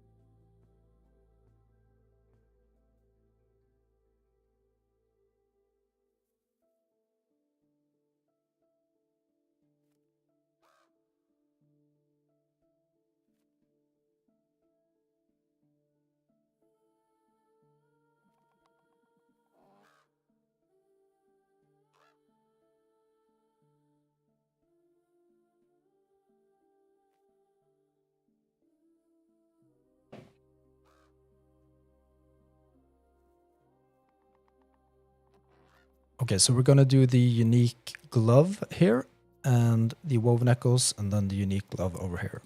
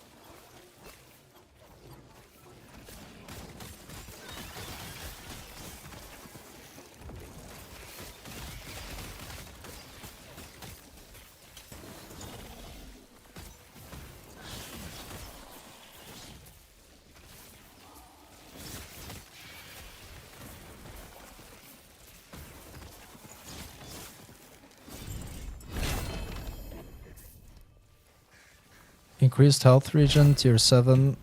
That's nice.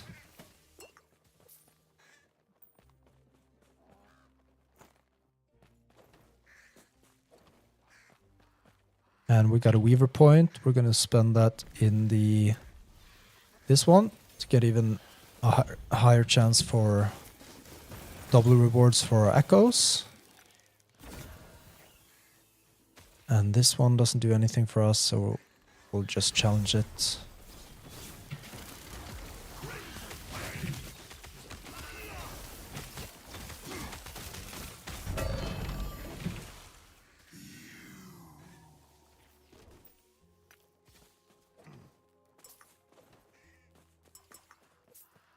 And we're just gonna farm until we get the bonus cranked up for the echo reward to maximize the glove reward.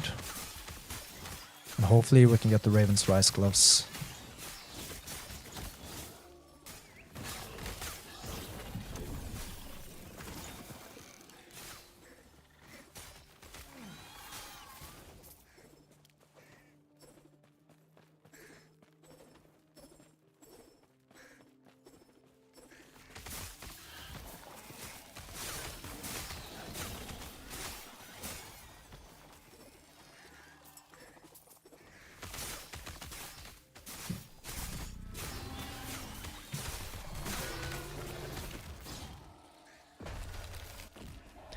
All right, let's see if we can get those.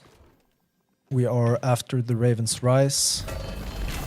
And it seems like we got them. With 1 LP as well. 2 to spell minion skills. Increase minion movement speed. The perfect roll of the increased minion cast speed. Some nice resistance there for the lightning resistance at least. And the necrotic resistance could have been better on the implicit stat. We got 16% instead of up to 28%, but this is definitely something to build from. Those are huge upgrades for us. Those are the gloves we were after. So this is awesome. We got 2 more skill points now for the Stormcrows and the Spriggan. I have to think about where to put them. I think this one is perfect if it's converted to Ignite. I'm not sure yet if this is actually converted to Ignite if you convert them to Fire Crows. So we're going to wait with this one. If not, then this is definitely the one to go for. We definitely want this one up. But for now, we're going to spend 1 point in here at least to get more multiplicative crow storm damage per crow, so we get 50% crow storm damage here. And we also reduce the cooldown length of crow storm, which is the main offensive skill for this build. And we're either going to spend the last point here or here. So here we get more multiplicative damage with a 20% chance on melee hits. Which is nice to crank up to the fullest because we do use Tempest Strike a lot for this build. But here we get more crit chance and more multiplicative damage as well. So, and we're still going to get more points to put in here. We can also go for the Crow Storm damage, which is actually a huge buff, 40%.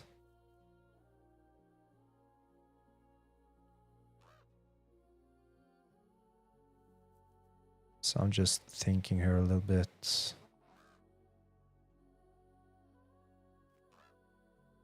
I think we're going to go either with this one or this one for now.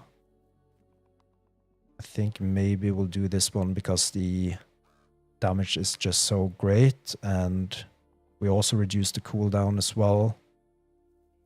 So we're going to go with this one. Here we're going to spend a point here to get more healing to the healing aura, to minions. And then maybe we do the health here. I have to check the progression for this one.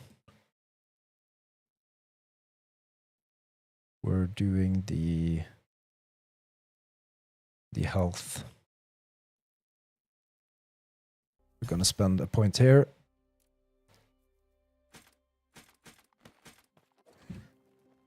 So that's awesome. We got the gloves we were after,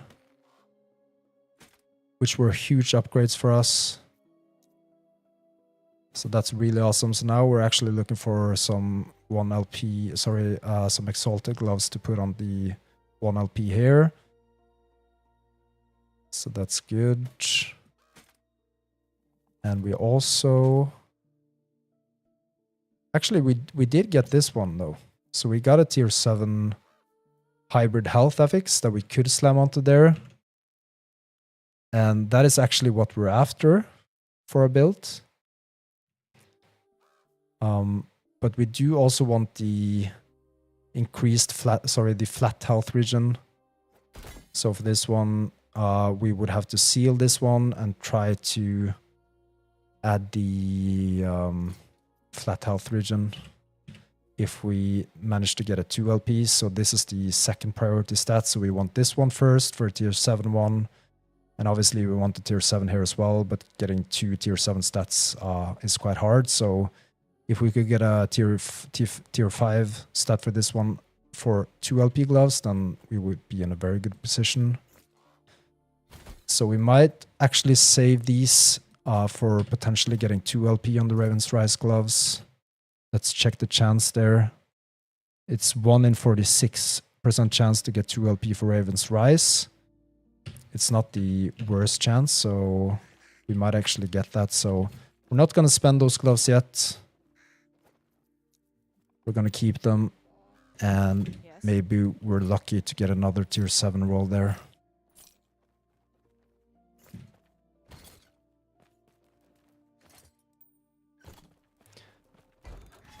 Alright, so we're going to do these Woven Echoes regardless.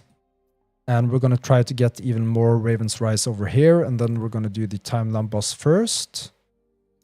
And hopefully push some corruption before we leave the timeline. And then we're possibly going to switch to the Spirits of Fire timeline to farm the Logis Hunger Amulet and the increased mini damage blessing.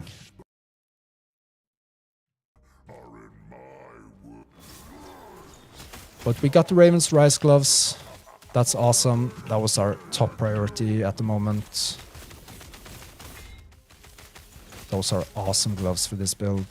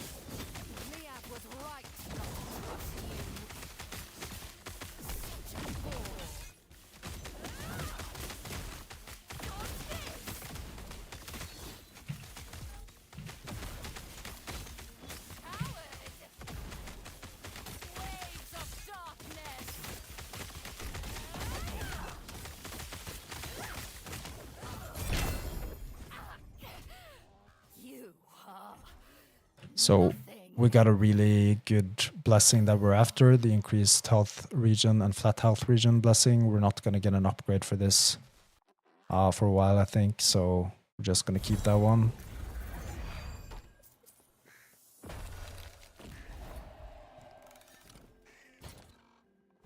And now we're just going to continue doing the Woven Echoes and then the glove stuff over here, and then maybe we'll encounter the Shade of Orbis soon.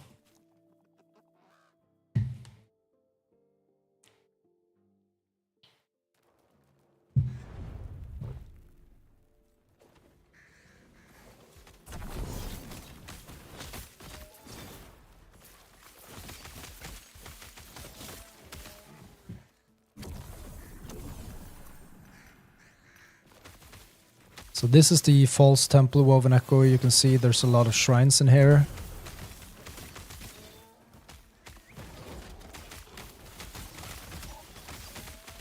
Which is great for just boosting XP gained. Ideally, we'd want to do the Lostwood Folly first to juice it with Weaver Pack mobs.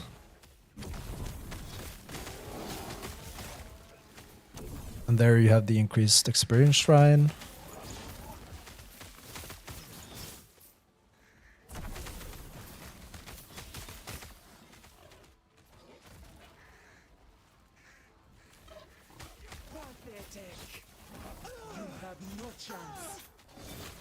So there was a prophecy triggering. I think it was one-handed access. So we didn't get any tier 7 ones.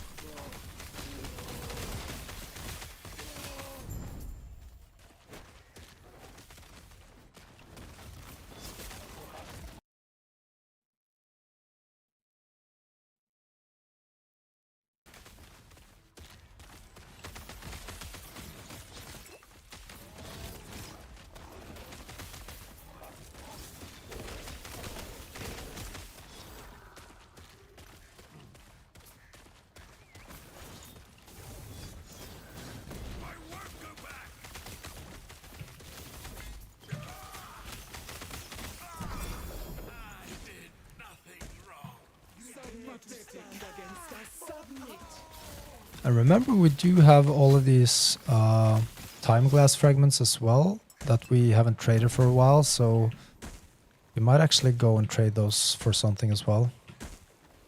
So last time we traded them for ancient bones to get our primordial helmet. Maybe we'll trade them for temporal keystone soon to crank up the corruption.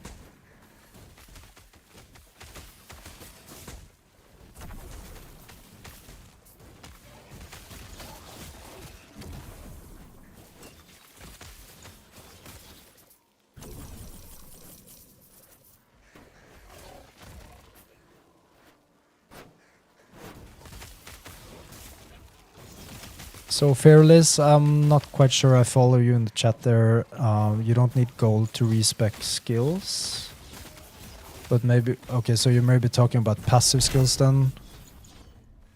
If you're unhappy with the respec there, then you just have to farm with what you have so far and then get some gold and then you can respec again. It shouldn't be that hard. Hopefully you can manage.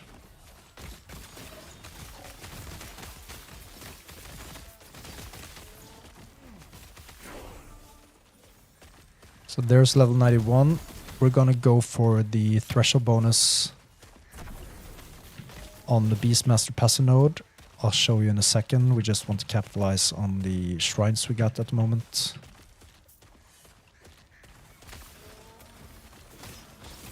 And we want to clear the entire map here because it's so easy XP with all other shrines.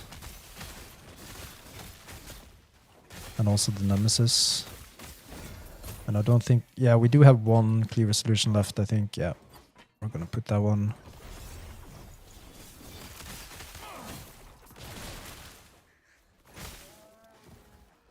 You have no chance.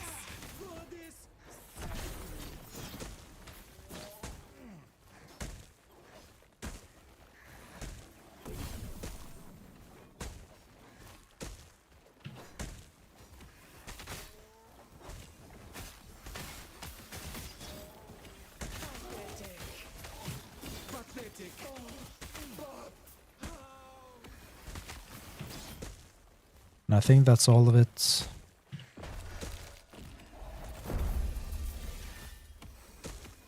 And yeah, so let's see about passive here. We're gonna go for this one now. We're gonna pump the next 5 points into this one because then our endurance and endurance threshold apply to our companions. So that's a huge defensive boost for our companions. So that's the next 4 levels. And our Weaver Tree, we're gonna put this one in to get 50% chance for double echo rewards. And then we're doing Lustwood Folly, and then we're doing the False Temple here. And then we're gonna go over here.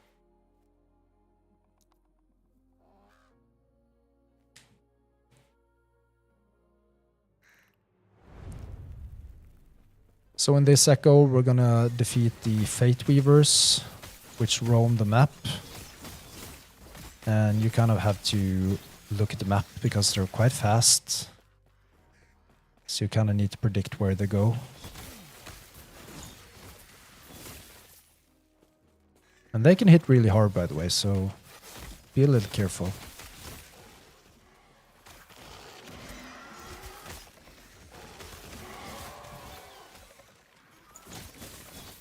And here you can see there's one up here, moves really fast. And you can see they do hit quite hard, even on this corruption level, so be a little careful.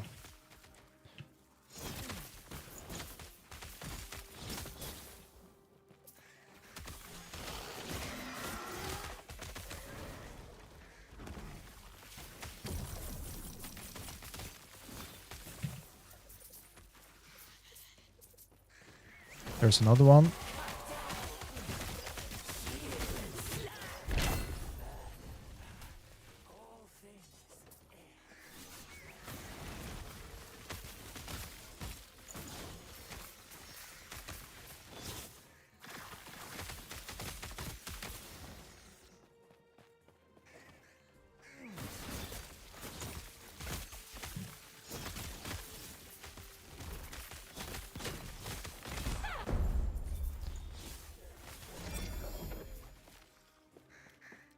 Temporal Keystone, that's nice. So we completed this one.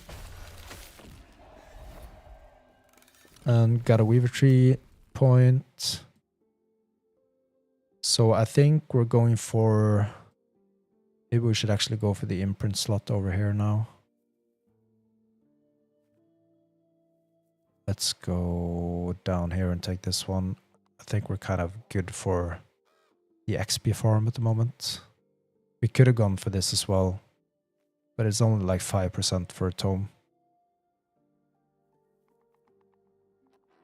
So I think we're better off going for the imprint now.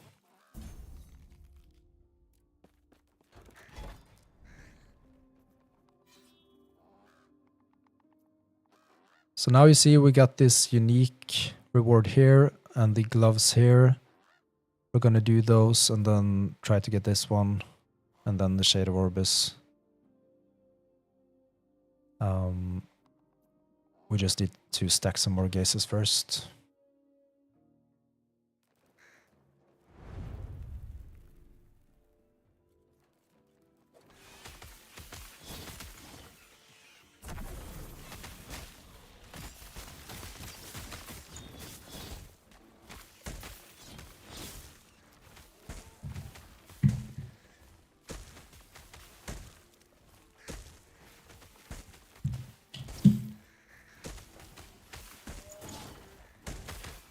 Preferred Woven Echoes are basically the ones you haven't completed yet, just to get the Weaver Tree points. But then in terms of kind of progressing your character as fast as possible, then I would recommend placing a Lostwood Folly in the middle and then False Temples around the Lostwood Folly to get Weaver pack buffs from the Lostwood Folly to the surrounding False Temples Echoes. So you place one Lostwood Folly and then False Temples around it, and then you try to do the Lostwood Folly first and then the False Temples. So what we're doing now is a False Temple.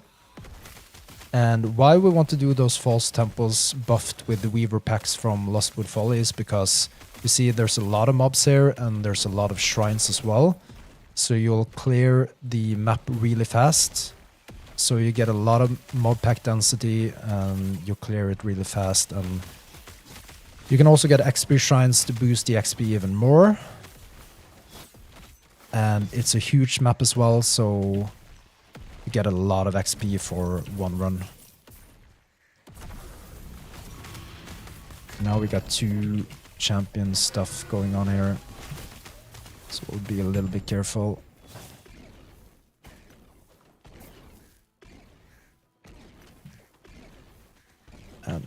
gonna go down actually.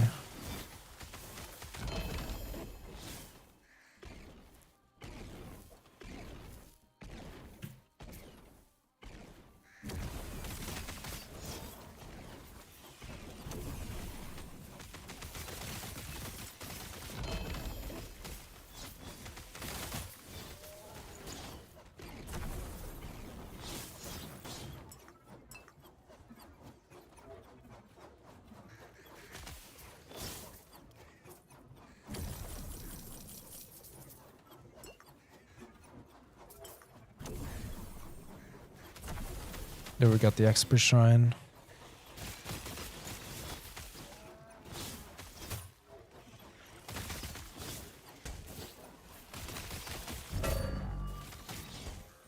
And there's the imprint triggering.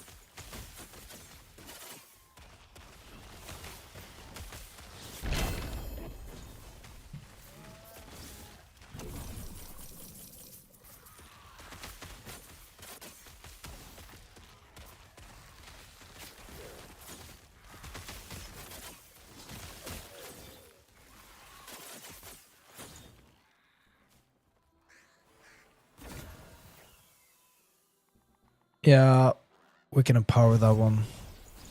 We don't need it for this build, but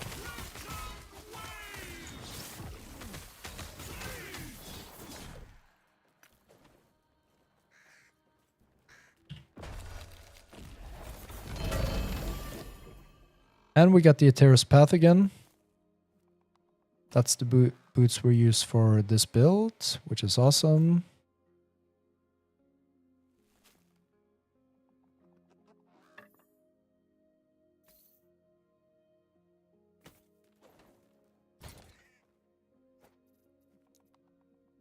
So now we have more options. We can try to corrupt some items soon.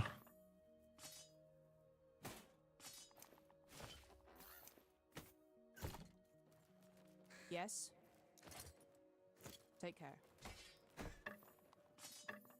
Yes.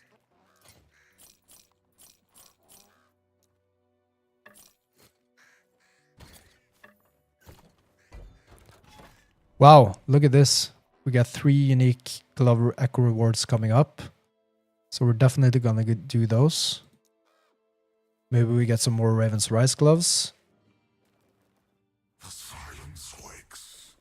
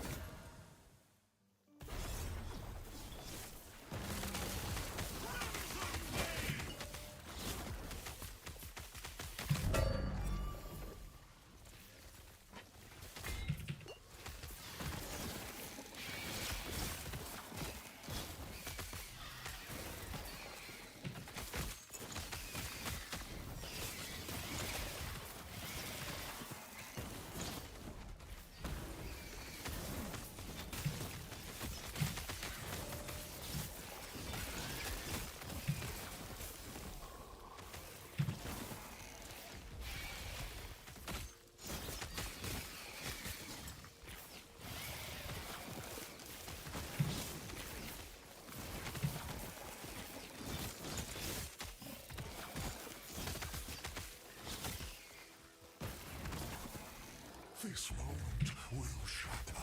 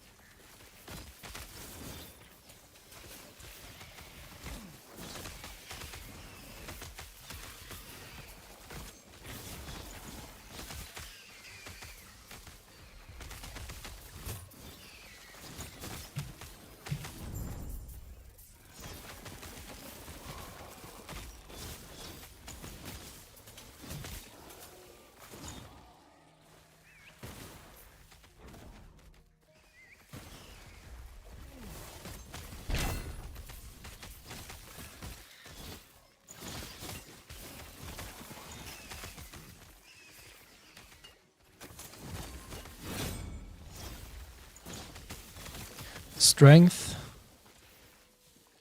That's awesome. We're after Stormcrow spell levels for our body armor 1 LP. But it's still nice to have the tier 7 strength dropping.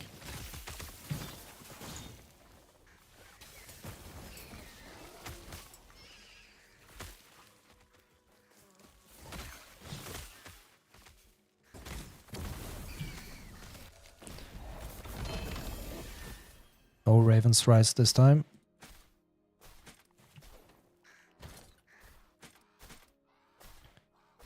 Two LP drots release, that's nice. And we're gonna save this one. Yes.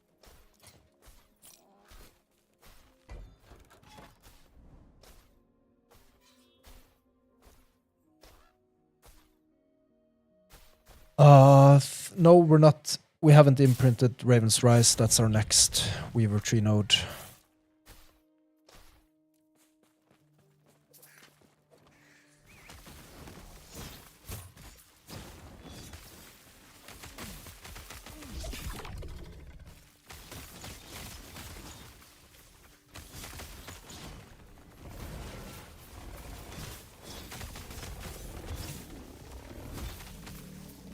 And we might even imprint Raya's Embrace instead.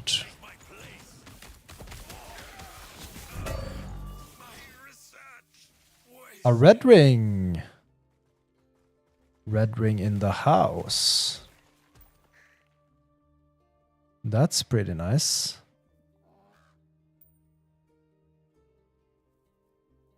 Our first red ring for the season.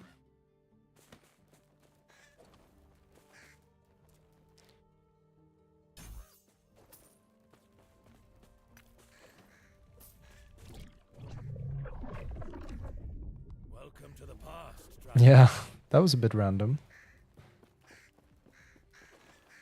Yeah, they're very rare, so... But as I've said along the entire way here, I mean, the RNG has really been on our side this season so far. And I always say knock on wood after that. Because may it last forever. And it's a gift that keeps on giving. Predator that extends her territory to the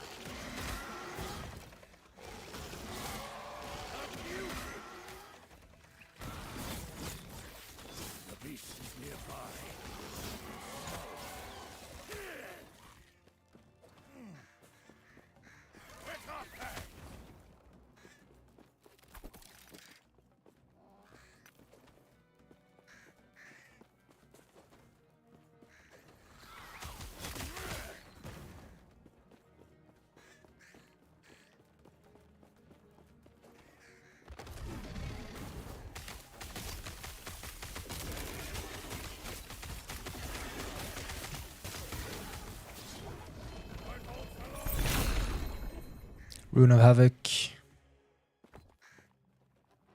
Awesome.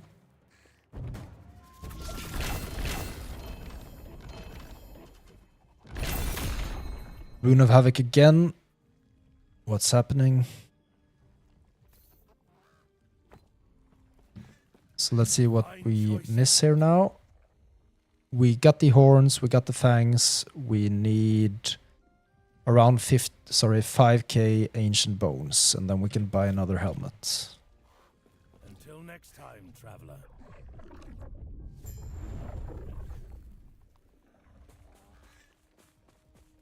I'm sorry to hear that, Solid.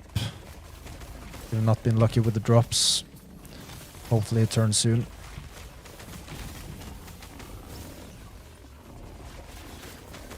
And we're just gonna crank up the bonus echo reward here to get more gloves.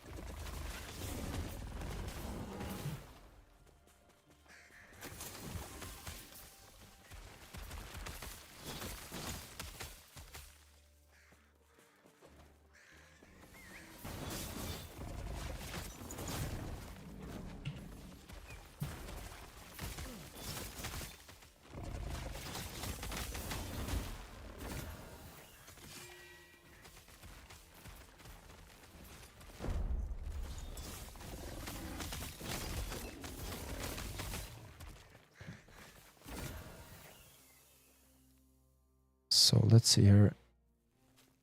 Oh, just gonna challenge this one. So we do have to keep an eye out for one-handed access in the Nemesis, because if one of them has minion flat spell damage affix, then we want to empower it to hopefully get a tier 7 one there. And we're gonna slam that onto our cleaver solution access, which is a high priority for us.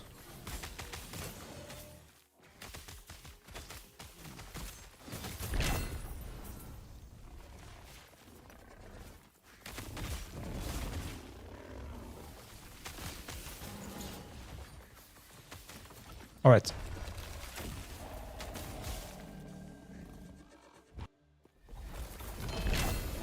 No Raven's Rise this time. That's fine. Yes. Take care. But we did get a red ring, which is kind of awesome. Not the best roll, but still.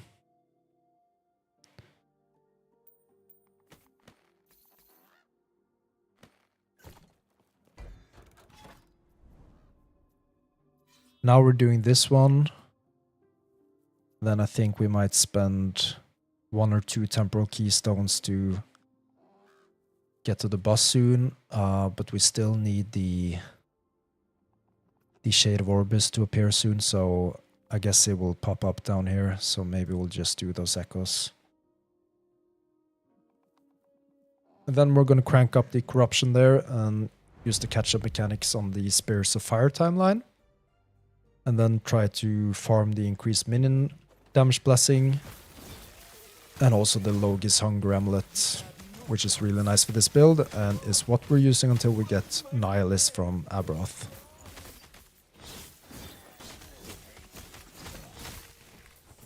Hello Richard, yes I do have a loot filter you can get. It's you can find it in the video description of the Firecrow's build guide video.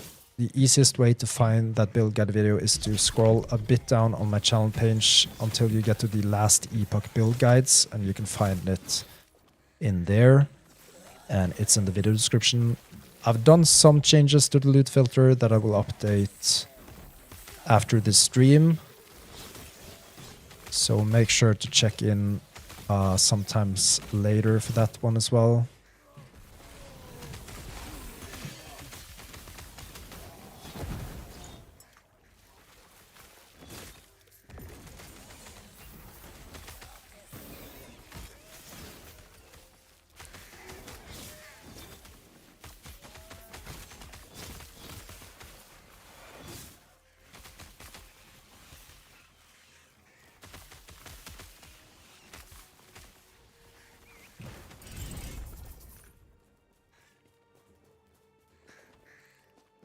We're gonna boost the bonus stability here to get more gloves.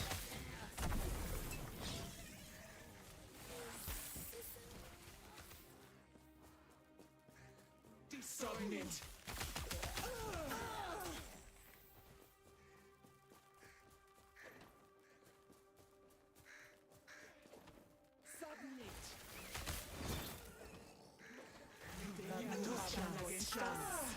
Was my thing wrong?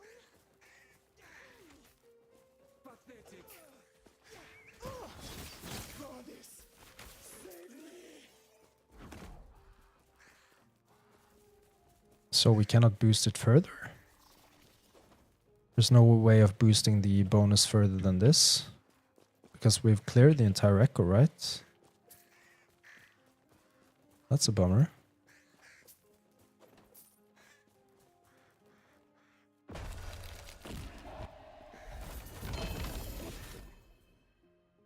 Alright, no luck. Yes. Take care. So I'm thinking to go down here and hopefully we'll see the Shade of Orbis.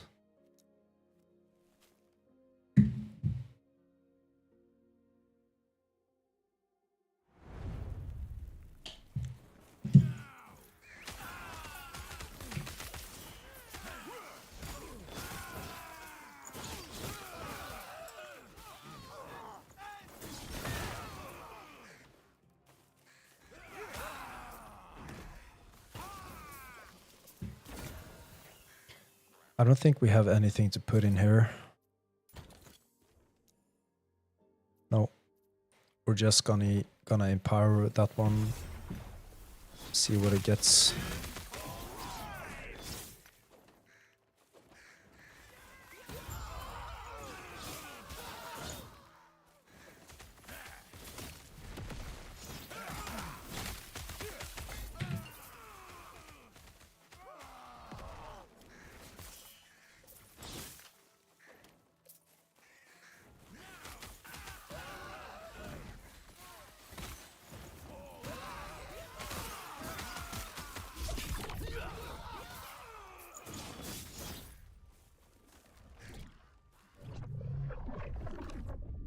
The rift brought you here.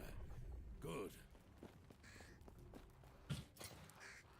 Yeah, so we need 5k ancient bones and then we could buy a new helmet. I doubt that we get that from this run. Maybe the next one.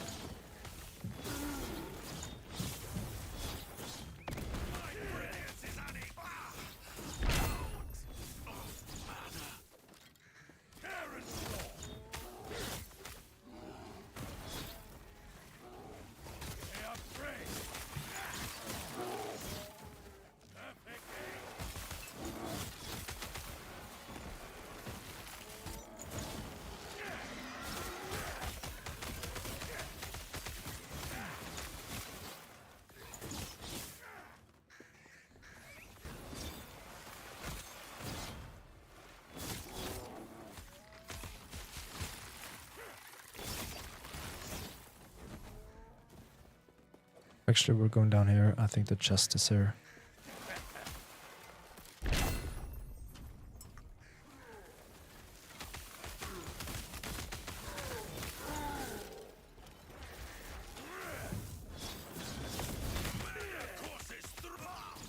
My research wasted.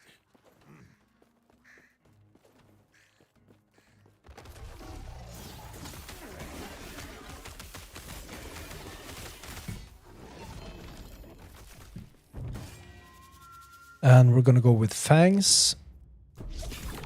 Fine choice. And let's see how many we do need now. We need 2,800. The wilds are waiting. Maybe the next run.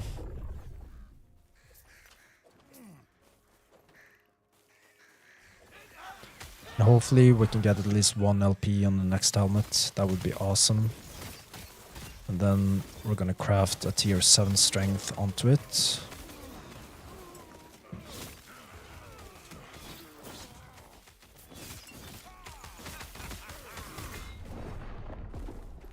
And we died.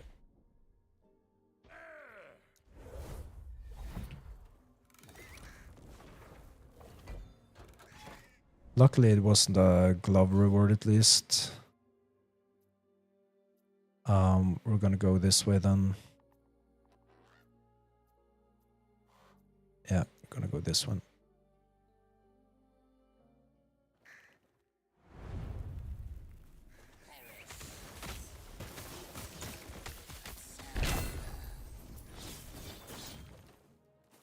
That's a nice drop actually, because we do have the possibility here to add the health. This one, this is what we're after for our rings. We can add this one here and then use a Rune of Havoc to get a tier 7 one here and then craft it onto our ring. So we're gonna keep this one for sure.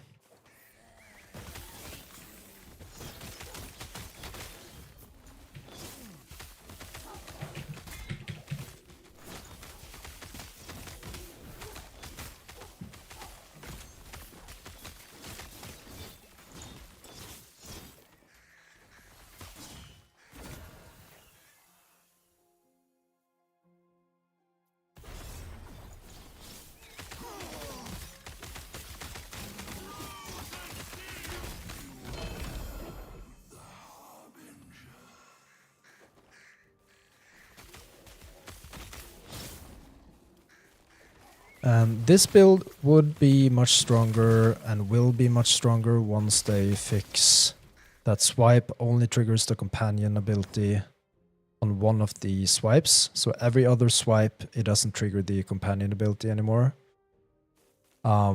Maybe it does have something to do with the new Primalist animation. I'm not sure. The devs should know. But it's only triggering the companion ability on every second swipe. But it should trigger it every swipe. So and that's, you saw there, I used swipe and it didn't trigger. That should be fixed hopefully soon, because that's kind of like a game changer for the build, where you can use Crow Storm basically on every swipe, so every 2 seconds. That would be so much more OP, and is the original build as well. But for Season 4, it doesn't seem to trigger every swipe.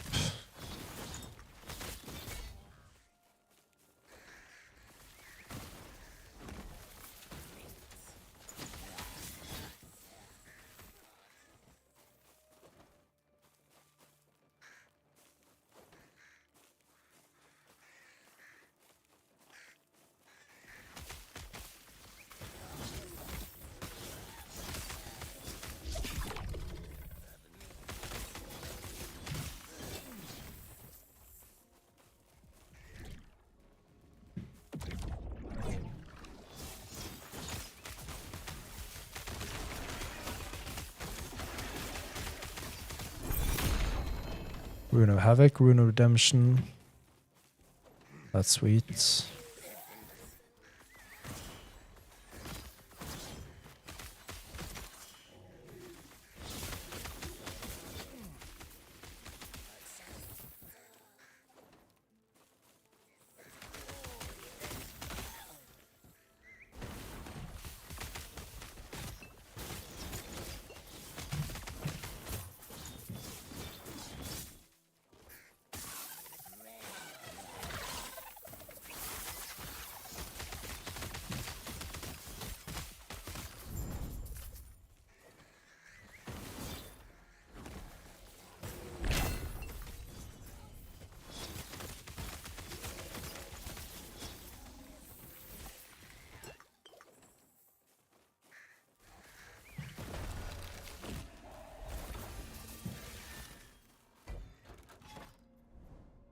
And we're gonna go for the XP tome.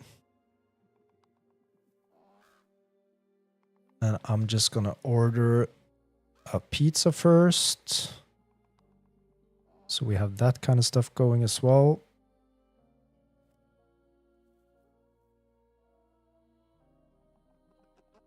And then we're gonna do the timeline boss, and very soon I would assume we will stumble upon the Shade of Orbis. And we're gonna do that one just to crank up the corruption. And we're gonna use the catch-up mechanic in the Spirits of Fire timeline to get around above 200 corruption.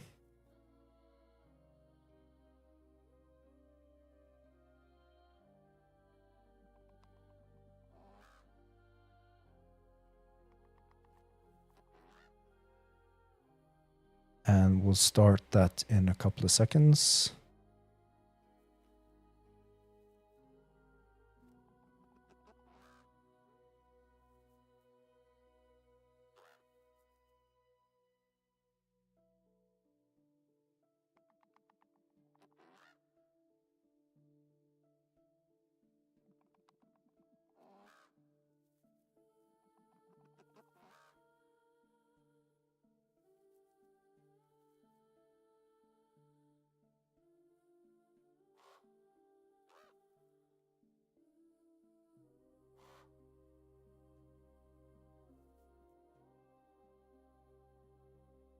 All right, the pizza is ordered. Maybe we can crank up the corruption before it arrives.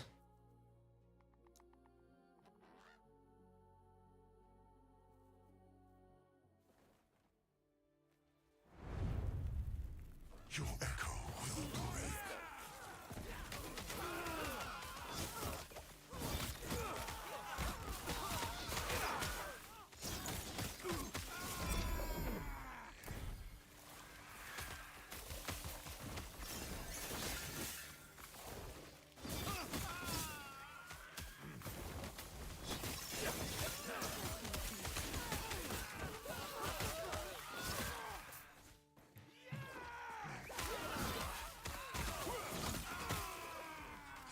You disturb the silence.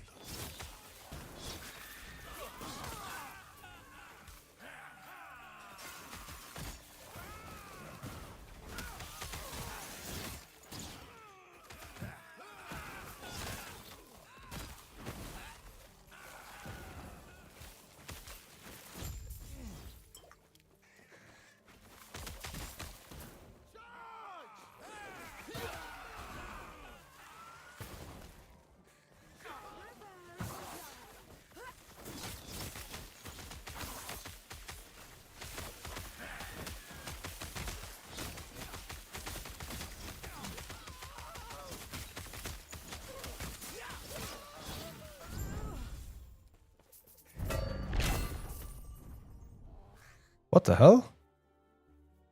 Raven's Rise, random drop. What is happening? We've not imprinted it. We've not done anything. We just got it from a random drop. And that's how lucky we are. And that's awesome. So now we got 2 of them. We're gonna run that one through the Nemesis system. And we'll see. If we get 1 LP for both of them, we're gonna slam them, and then we're gonna corrupt one of them and see what we get. And we do have a tier 7 hybrid health glove waiting in our stash. But we might even want to use that one for a 2 LP slam if we're so lucky that we get a 2 LP for Raven's Rise. And we're gonna add a tier 5 flat health regen stat, if that's the case. And I'm not gonna look at that now. So here we can actually put our Raven's Rise in here. Awesome. Let's pray to the RNG gods. We at least get 1 LP.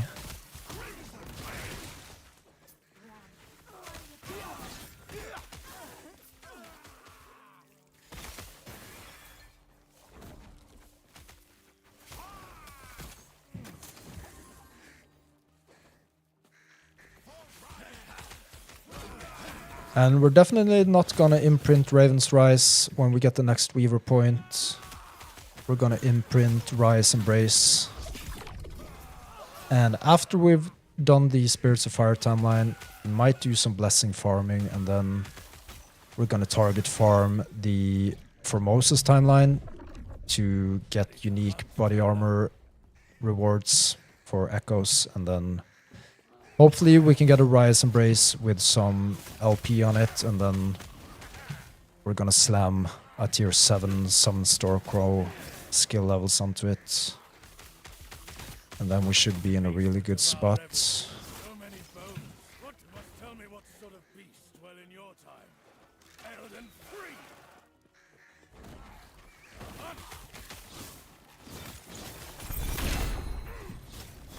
Rune Redemption.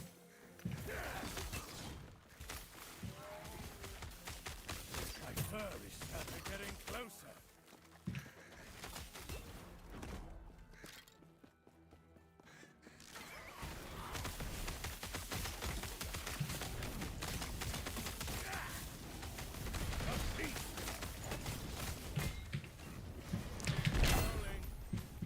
We need to get down this guy.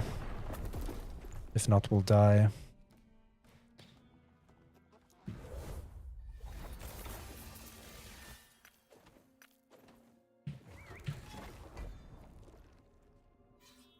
And this is the last one, and we're gonna do the boss.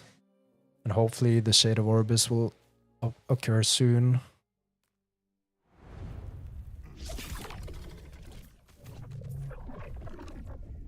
I've tracked her to this cave. Be ready.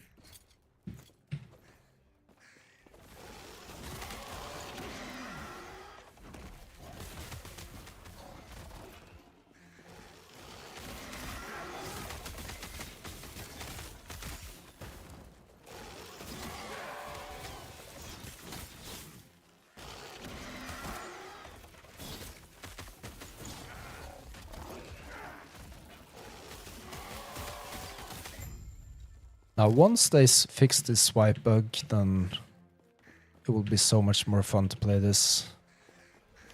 Because then we can trigger the companion ability with every swipe instead of every second swipe.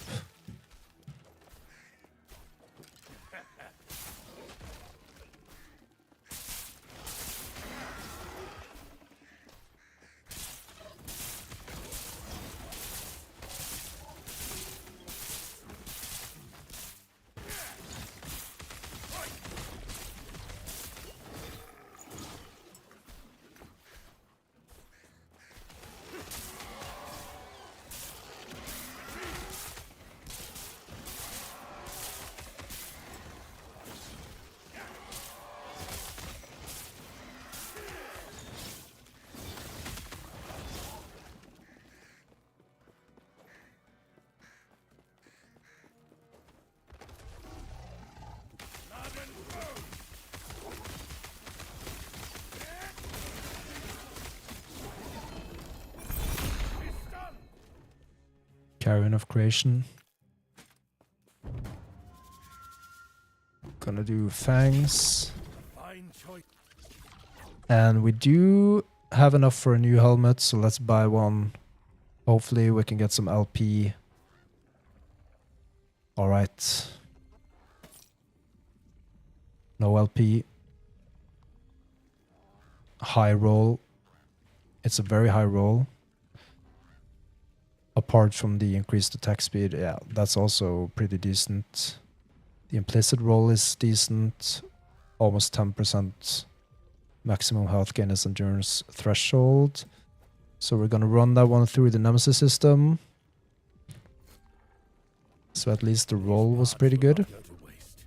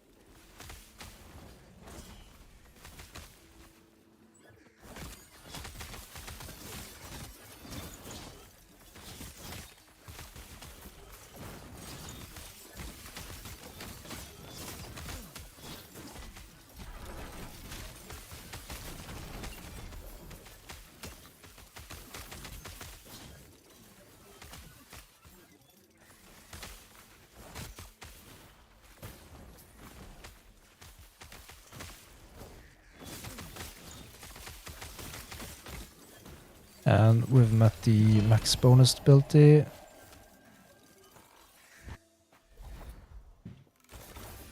And that's a lot of XP tomes. I think the double reward must have triggered there from our Weaver tree. That's some really nice XP tomes right there. So let's see how much we crank up the XP bar. Quite substantially. And remember, we're at level 92, right? So, yeah. And then you got the Shade of Orbis over here. That's what we're after. Let's do Lagan, and hopefully the pizza doesn't arrive while doing Lagan. An ocean above, an abyss below.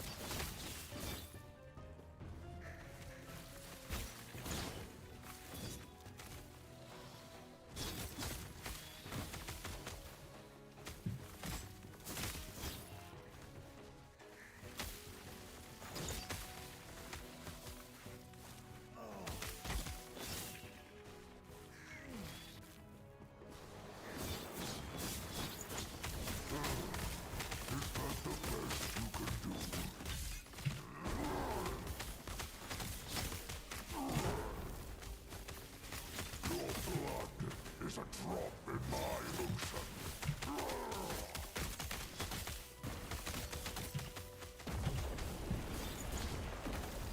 Alright, then it's the Harbinger. Not even the gods can stand before the void.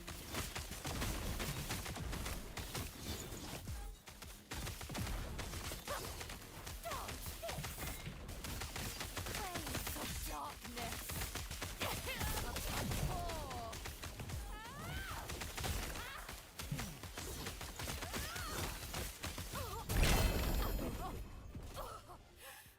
Lie to us. Didn't get an upgrade. We have a really great blessing roll for our blessing, so... And we got a Harbinger Needle. That's awesome. Gonna need that one.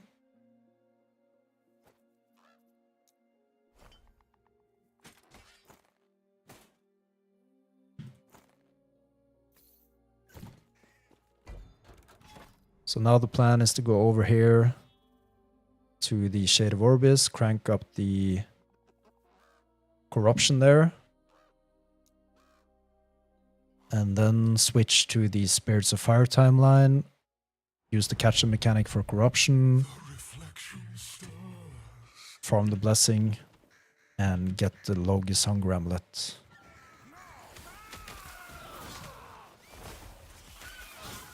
And we're just gonna go how far we can get until my pizza arrive.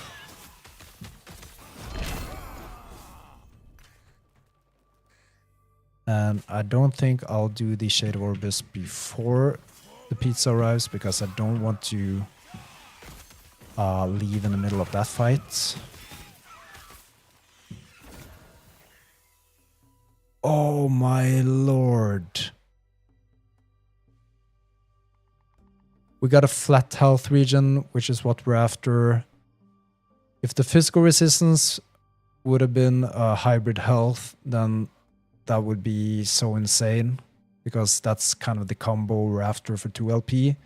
We want the flat health region, but we also want the hybrid health. But these are so good that I'll actually empower them further just to see where it goes.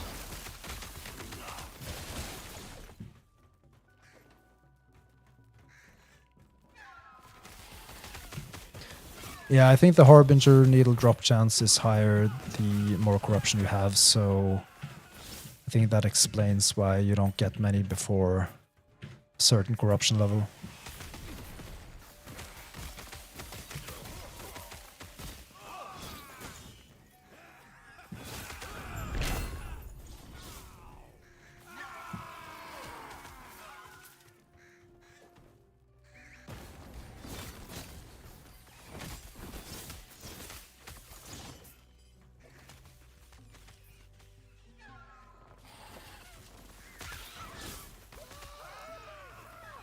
Yeah, it's like that with most stuff, like the increased rarity and XP and stuff. It all cranks up once you reach a certain corruption level and then kind of flats out after a while.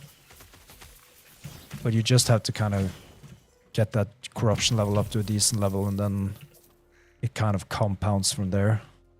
And that's what we're trying to do now. So we're going to be well above 200 corruption now when we do the Shade of Orbis. And then we're going to switch timeline.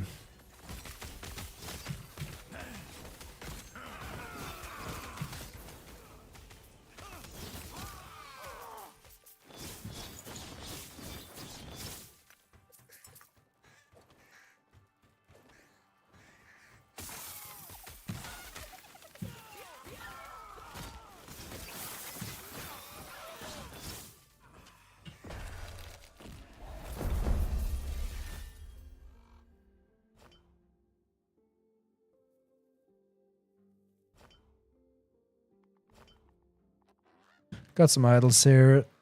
They were pretty nice, but not for our build. We're just gonna buy one more tab here for uniques. I hoard uniques. I love having a lot of different uniques in my stash. Never know what build I'm gonna play up next. And why the hell is this unequipped? Okay, so we equipped the quiver. Alright. That's it for the stream. I have a pizza coming. I'm not going to do the Shade of Orbis while the doorbell rings. So we're going to end it there. We're hoping to do a stream later today as well, if nothing else pops up.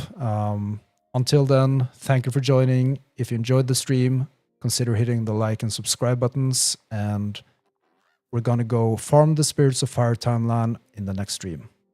See you guys around. Thanks for joining.